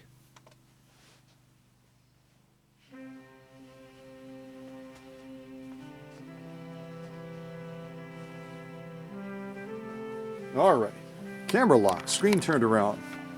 What can I show you next? I think I'm going to jump over to some denim. Let's do some denim.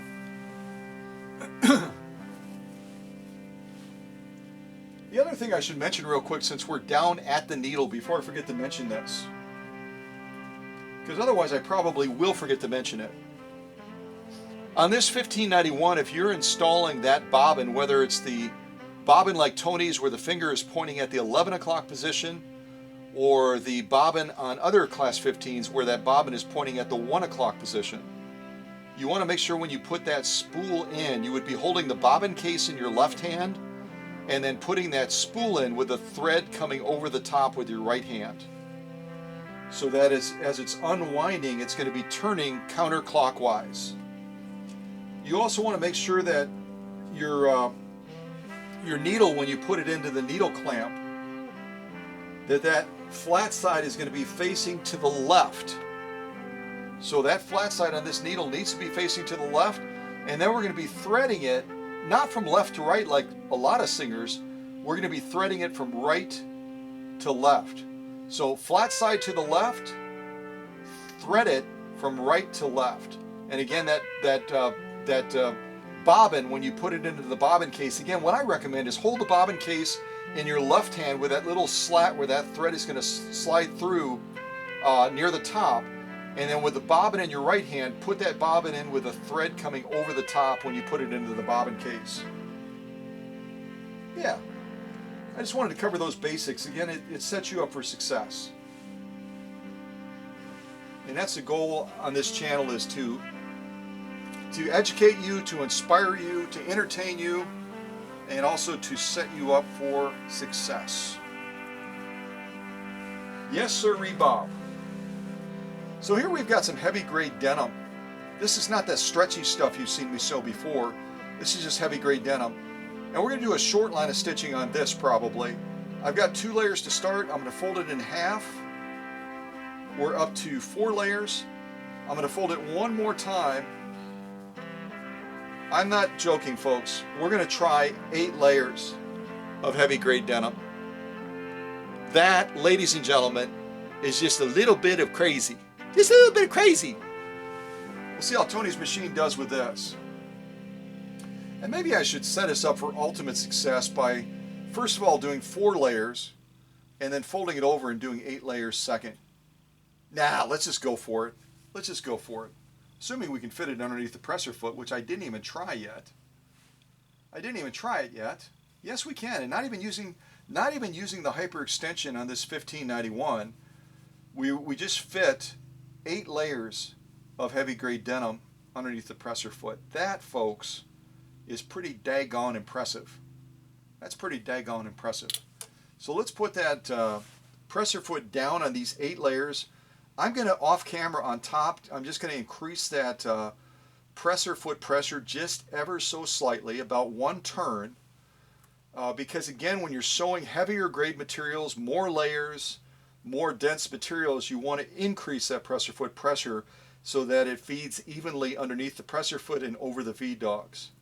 But we're just going to try to get through this to start, because this is, like I said, a little bit of crazy. All right, let me get that take-up arm all the way up. And again, this is going to be a fairly short line of stitching. I'm just going to make another quick little adjustment. Slide that back a little bit further. Press your foot down. All right, let's see what happens. There is a voice of confidence. Let's see what happens. Here we go.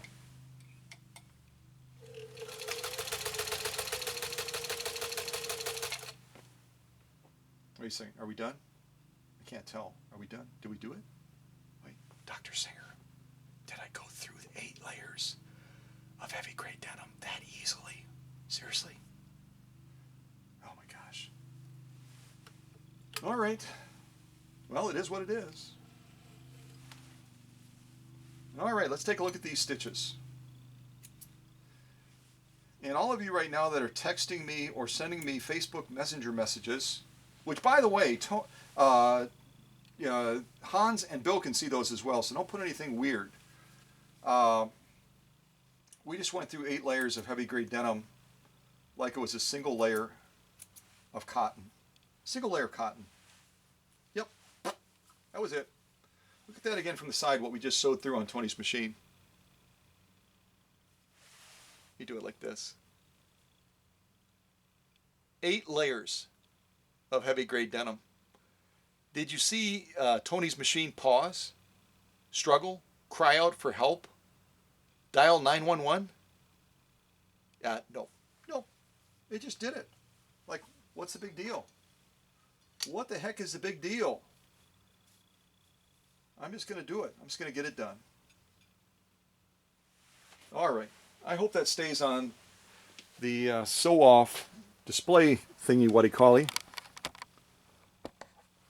Let's zoom in on these and take a look at these stitches. So again, 8 layers of heavy grade denim. There's our stitch, top stitch, which again is controlled by our bobbin case, which has the finger pointing where? On Tony's machine? Come on, type it in the chat. Is the finger on Tony's bobbin case pointing at the 1 o'clock position or the 11 o'clock position? Those are beautiful stitches, folks, aren't they? So if you typed in the chat 11 o'clock position, give yourself a pat on the back. And you know what? Give yourself an A in the class today because you were paying attention. Look at that again, folks. Well, I can't tell what you're looking at because I have my screen pointing the wrong way. The camera not locked. You know, it's pretty much a typical day. So that's what we just sewed off on right there. Yeah, I know. It's crazy.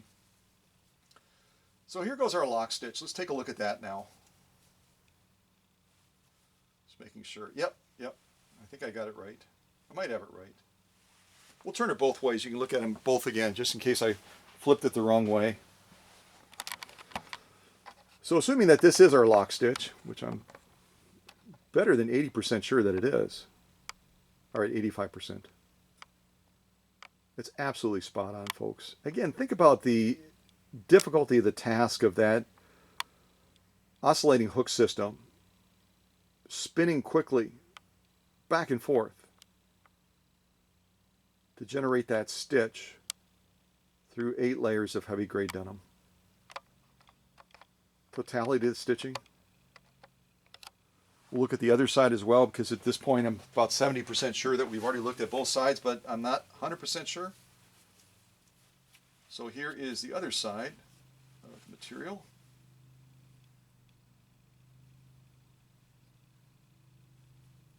Come on. You silly thing. I had to kind of lean it against there. So even with my goalpost adaptations, it's not still perfect for all sew-offs when you're dealing with thicknesses like this. So here's the other side that we did not look at, or we looked at now twice. Spacing, the formation, the integrity of the stitch.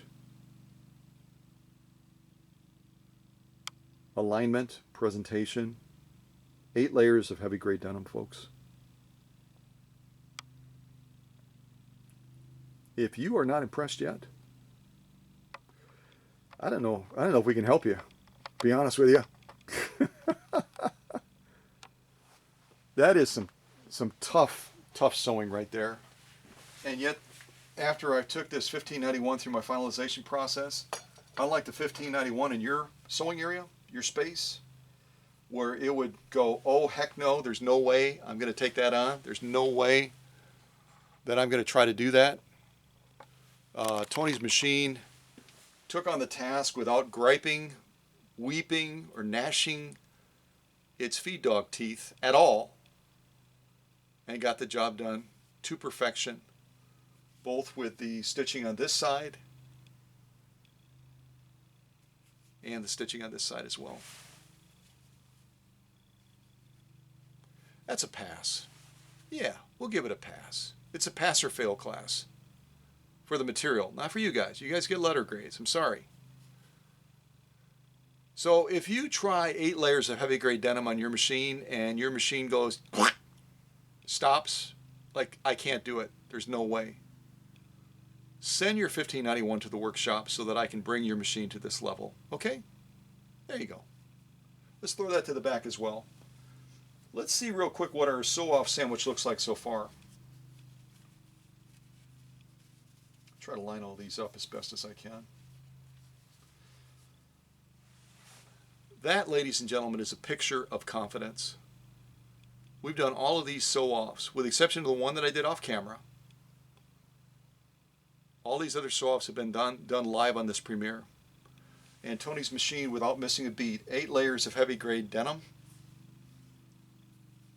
protected full grain leather, intensely going around in a circle. Absolute success.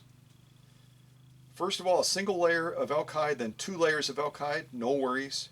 Acrylic fiber, 3 layers, not a problem.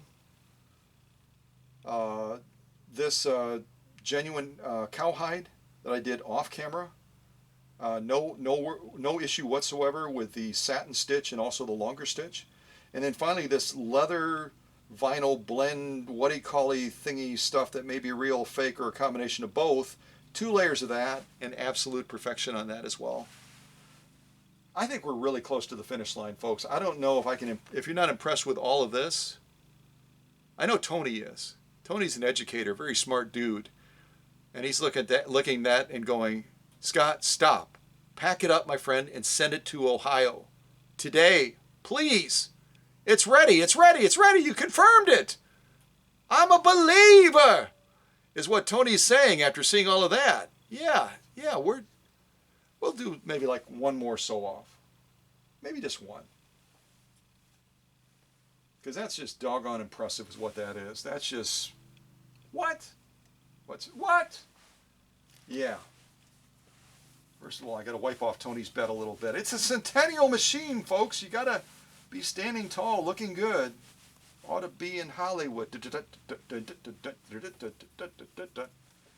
All right.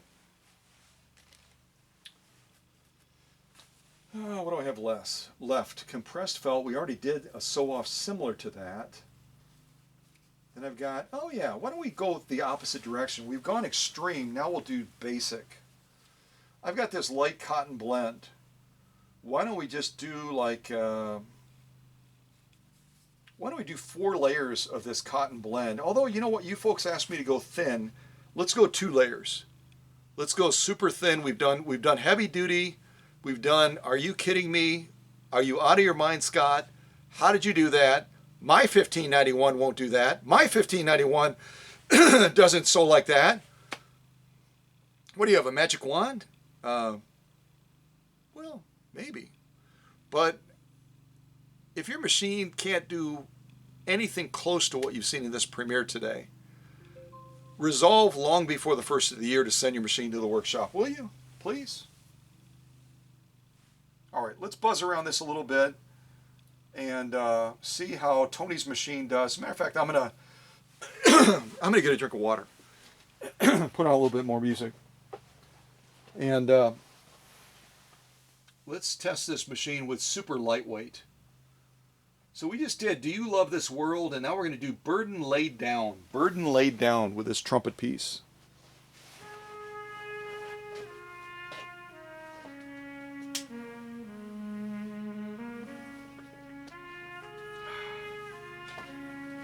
Just a little bit of water sure wets your whistle, you know what I mean?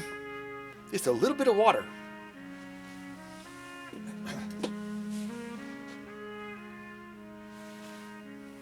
You know what? You're right. Dr. Singer just whispered, he says, I've been kind of out of the picture on this 1591 for the most part. Can I be in the picture on this final sew-off? Is that okay? Of course it is.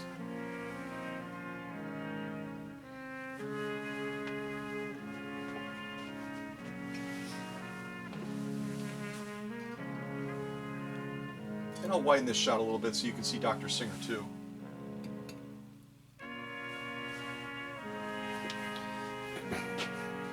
All right, our final sew-off on Tony's Centennial 1591 will come out on this shot so you can see Dr. Singer as well.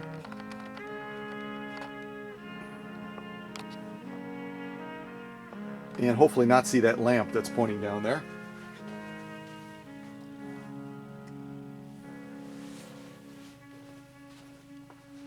There we go. That looks a little bit better. All right, Dr. Singer, at your command, sir. Let's do the final sew-off on Tony's Centennial 1591, the final machine that this gentleman, this professional educator, super cool dude that inspires our youth in the classroom. We're going to do this final sew-off now. We've already shown the extreme. We've already shown the ridiculous. We've already shown the what the heck are you doing sew-off on a variety of different materials. Now we're going to step it down and say, but can the machine sew something lightweight like these 2 layers of cotton blend? Well, you never know, Billy. You never know. He might do it, he might not do it. It might have success. We might have the victory of success, the tragedy of defeat. Nope, no defeat today. Sorry. Come back next week. You never know. All right, let's just buzz around this a little bit, see how Tony's machine does on this final sew-off before this incredible machine gets packed up and starts heading back to where? Yep, Delphos, Ohio. Delphos, Ohio is where this machine is going to go. All right, here we go.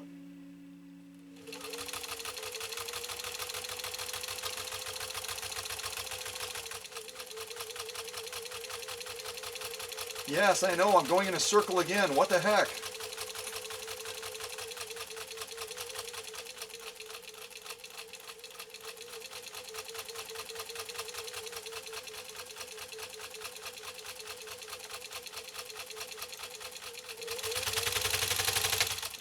Had to do it at the end.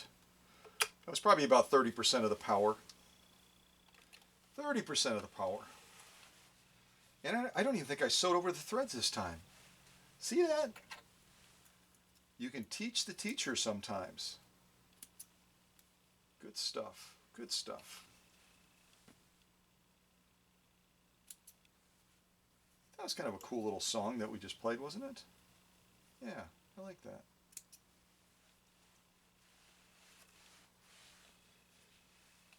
Okay, let's get that over there. Sorry, Dr. Singer, I just bumped Dr. Singer. That wasn't cool. A little bit of a thread doohickey over on the end there. I'm going to give that a clip off. All right, let's get our thread displayer back out.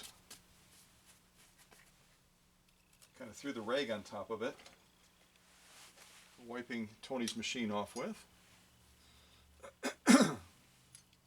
Just bend these back a little bit real quick. I've got them a little bit too far forward.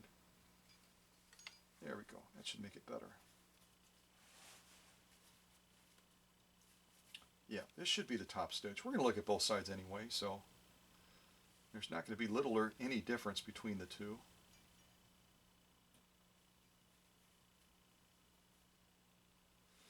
Okay, let's quick look at these while they're still, well, it's still standing up straight.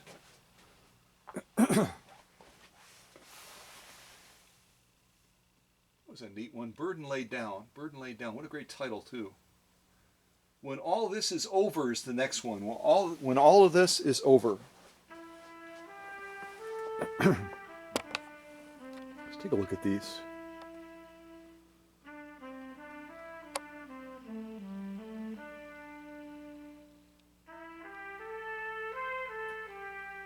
Ah, there's a piece of lint there.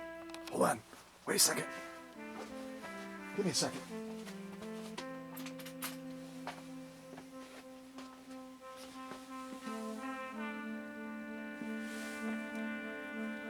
Oh, I knocked it off. Stay. Stay there.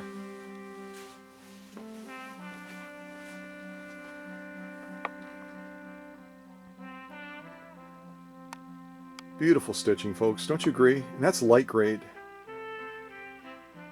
Spacing, the formation, the integrity of the stitch.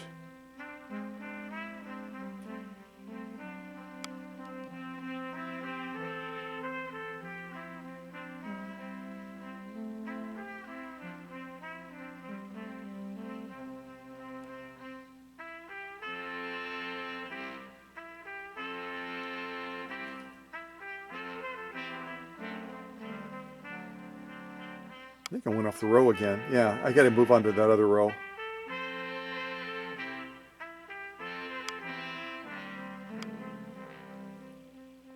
All right, I give up.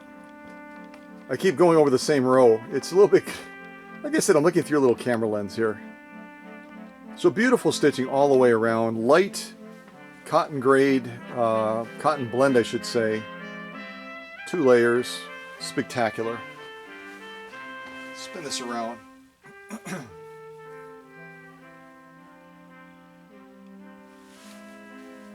And this is our lock stitch that we're looking at now through 2 layers. You can already see it. It's almost pointless, but we'll do it anyway. Absolutely spectacular stitching. There's our top stitch, or excuse me, our lock stitch on the top row is what I meant to say. Our lock stitch on the top row.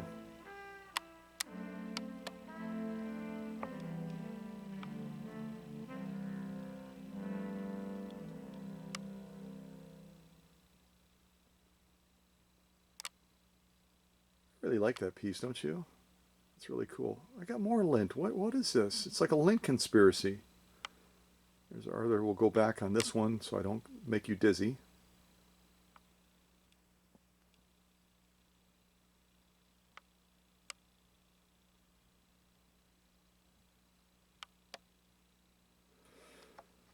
I think I already, yeah, I think I went around there twice. Oh well. The totality of the stitching. I mean, what can you say? What can you possibly say? Even if you're a box closer and your glass is always halfway full instead of full. Or I should say it's halfway empty. Some of you box closers are pretty intense. I mean, it might be just totally empty. But Tony's 1591 Centennial version has demonstrated again and again and again and again. Doesn't matter the type of material, the layers of the material, the density of the material, the origin of the material, whether man-made or genuine. Every single time it just went done. Done. So I am very, very satisfied in how this incredible machine has performed today. And I guess I shouldn't be shocked. I mean, 12 to 14 hours on the workbench, some rewiring as well. I mean, it's a very, very happy 1591 with a bobbin case that points to the 11 o'clock position, by the way. So I will put on one last song. We'll kind of review the sew-offs again. Oh, I got to put this on. And Herr Obermeister is not in the workshop today, or he would be all over this. Smoked kielbasa polka, which apparently has trumpets in it because it came up in this search.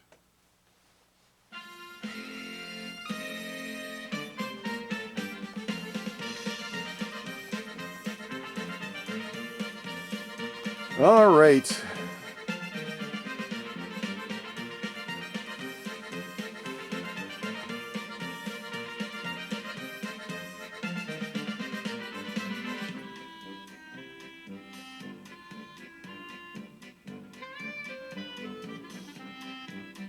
Who the heck is that?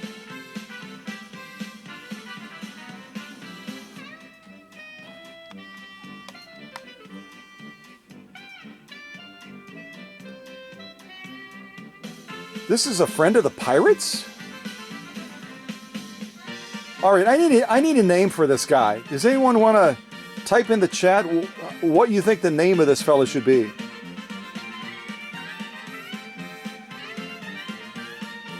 Not a bad dancer either. I didn't know if the smoking thing is a good thing for kids, so let's just pretend that that is one of those fake pipes and it has no tobacco in it, okay? So give me a name for this guy. Type it in the chat, would you?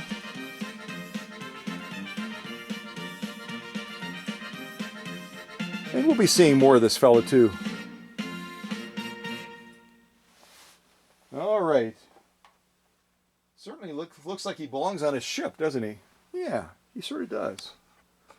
Okay, so SEO. So there's our 2 layers of cotton blend that we just sewed.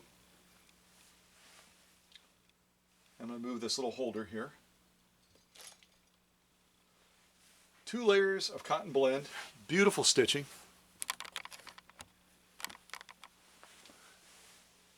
We did these 2 layers also of this leather vinyl blend stuff. We did this off camera, a single layer of genuine cowhide with satin level stitching. I mean, ultra satin level stitching, if you can see that at all in the shot. It is really, really close to that, 30 stitches per inch. And phenomenal job on this genuine cowhide. We then did this acrylic fiber stuff that I've never ever presented on this channel before. 3 layers of this stuff. And what can I say? It was just as it should be. Beautiful stitching on that too. 2 layers of genuine elk hide. Single layer of protected full grain leather. Spot on. And this insane 8 layers of heavy grade denim. This is our sew-off sandwich that we just did today.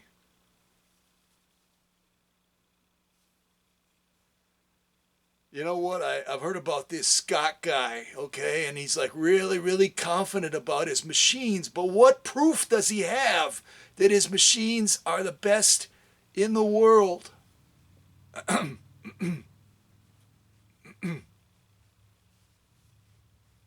Yeah. We don't just talk about it. We don't show still shots. We do live premieres like this where you can see that customer's machine going through a wide field of diverse materials.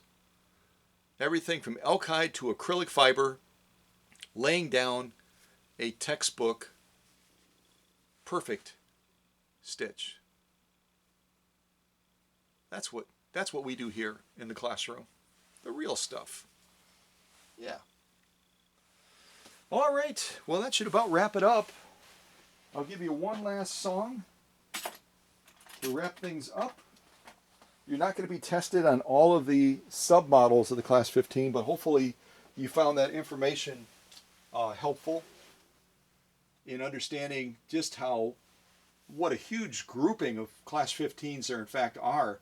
And that's just within the Singer family. There were other knockoffs of the Class 15, like I said, done by Japan and other countries as well.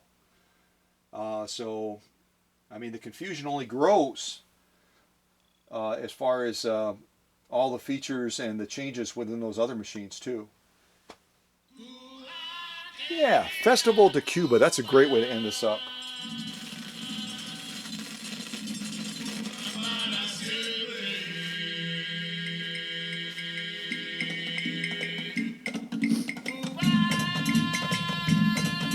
All right, I got to come off the tripod. You know I do.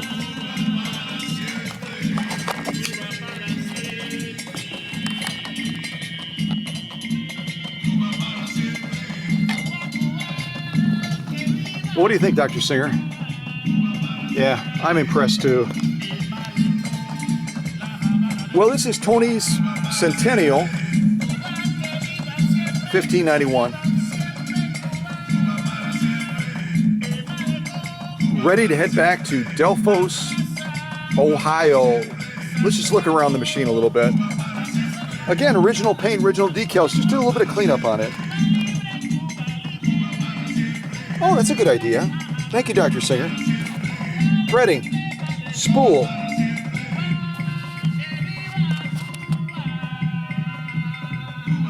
Thread guide right there off the top. We're then going down through the tension discs from the back side and around up through the take-up spring, and you have to draw it up so that it goes over that little thread guide right here. See how that's over there? You have to draw the take-up spring up so that it goes over there. Okay, and then from there we come through the spring. Where am I? Come through the spring up to the take-up arm, back down across this thread guide right here that's on the right hand lower side of the faceplate, down through this thread guide right there, and finally we're going to be threading this needle which has the flat side to the left. We're going to be threading this needle from right to left. Okay, hopefully that's helpful, because the threading on the 1591 can be a little bit confusing. Just a little.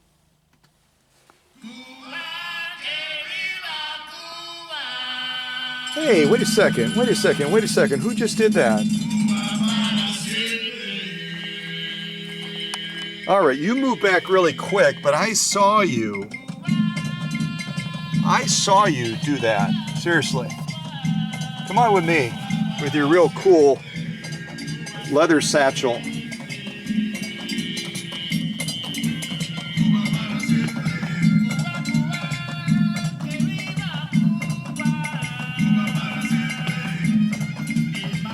Pick you up so you can dance? Okay, all right, I got it.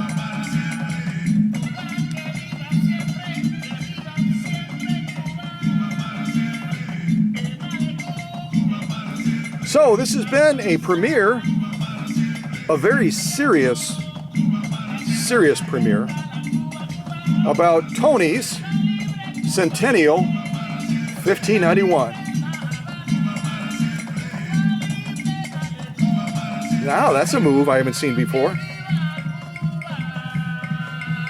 All right, well, stay tuned for other premieres like this where we're always very, very serious about our learning experience, since we are, after all, in a playroom, and where we get inspired by how incredible these machines, in fact, are. Wow.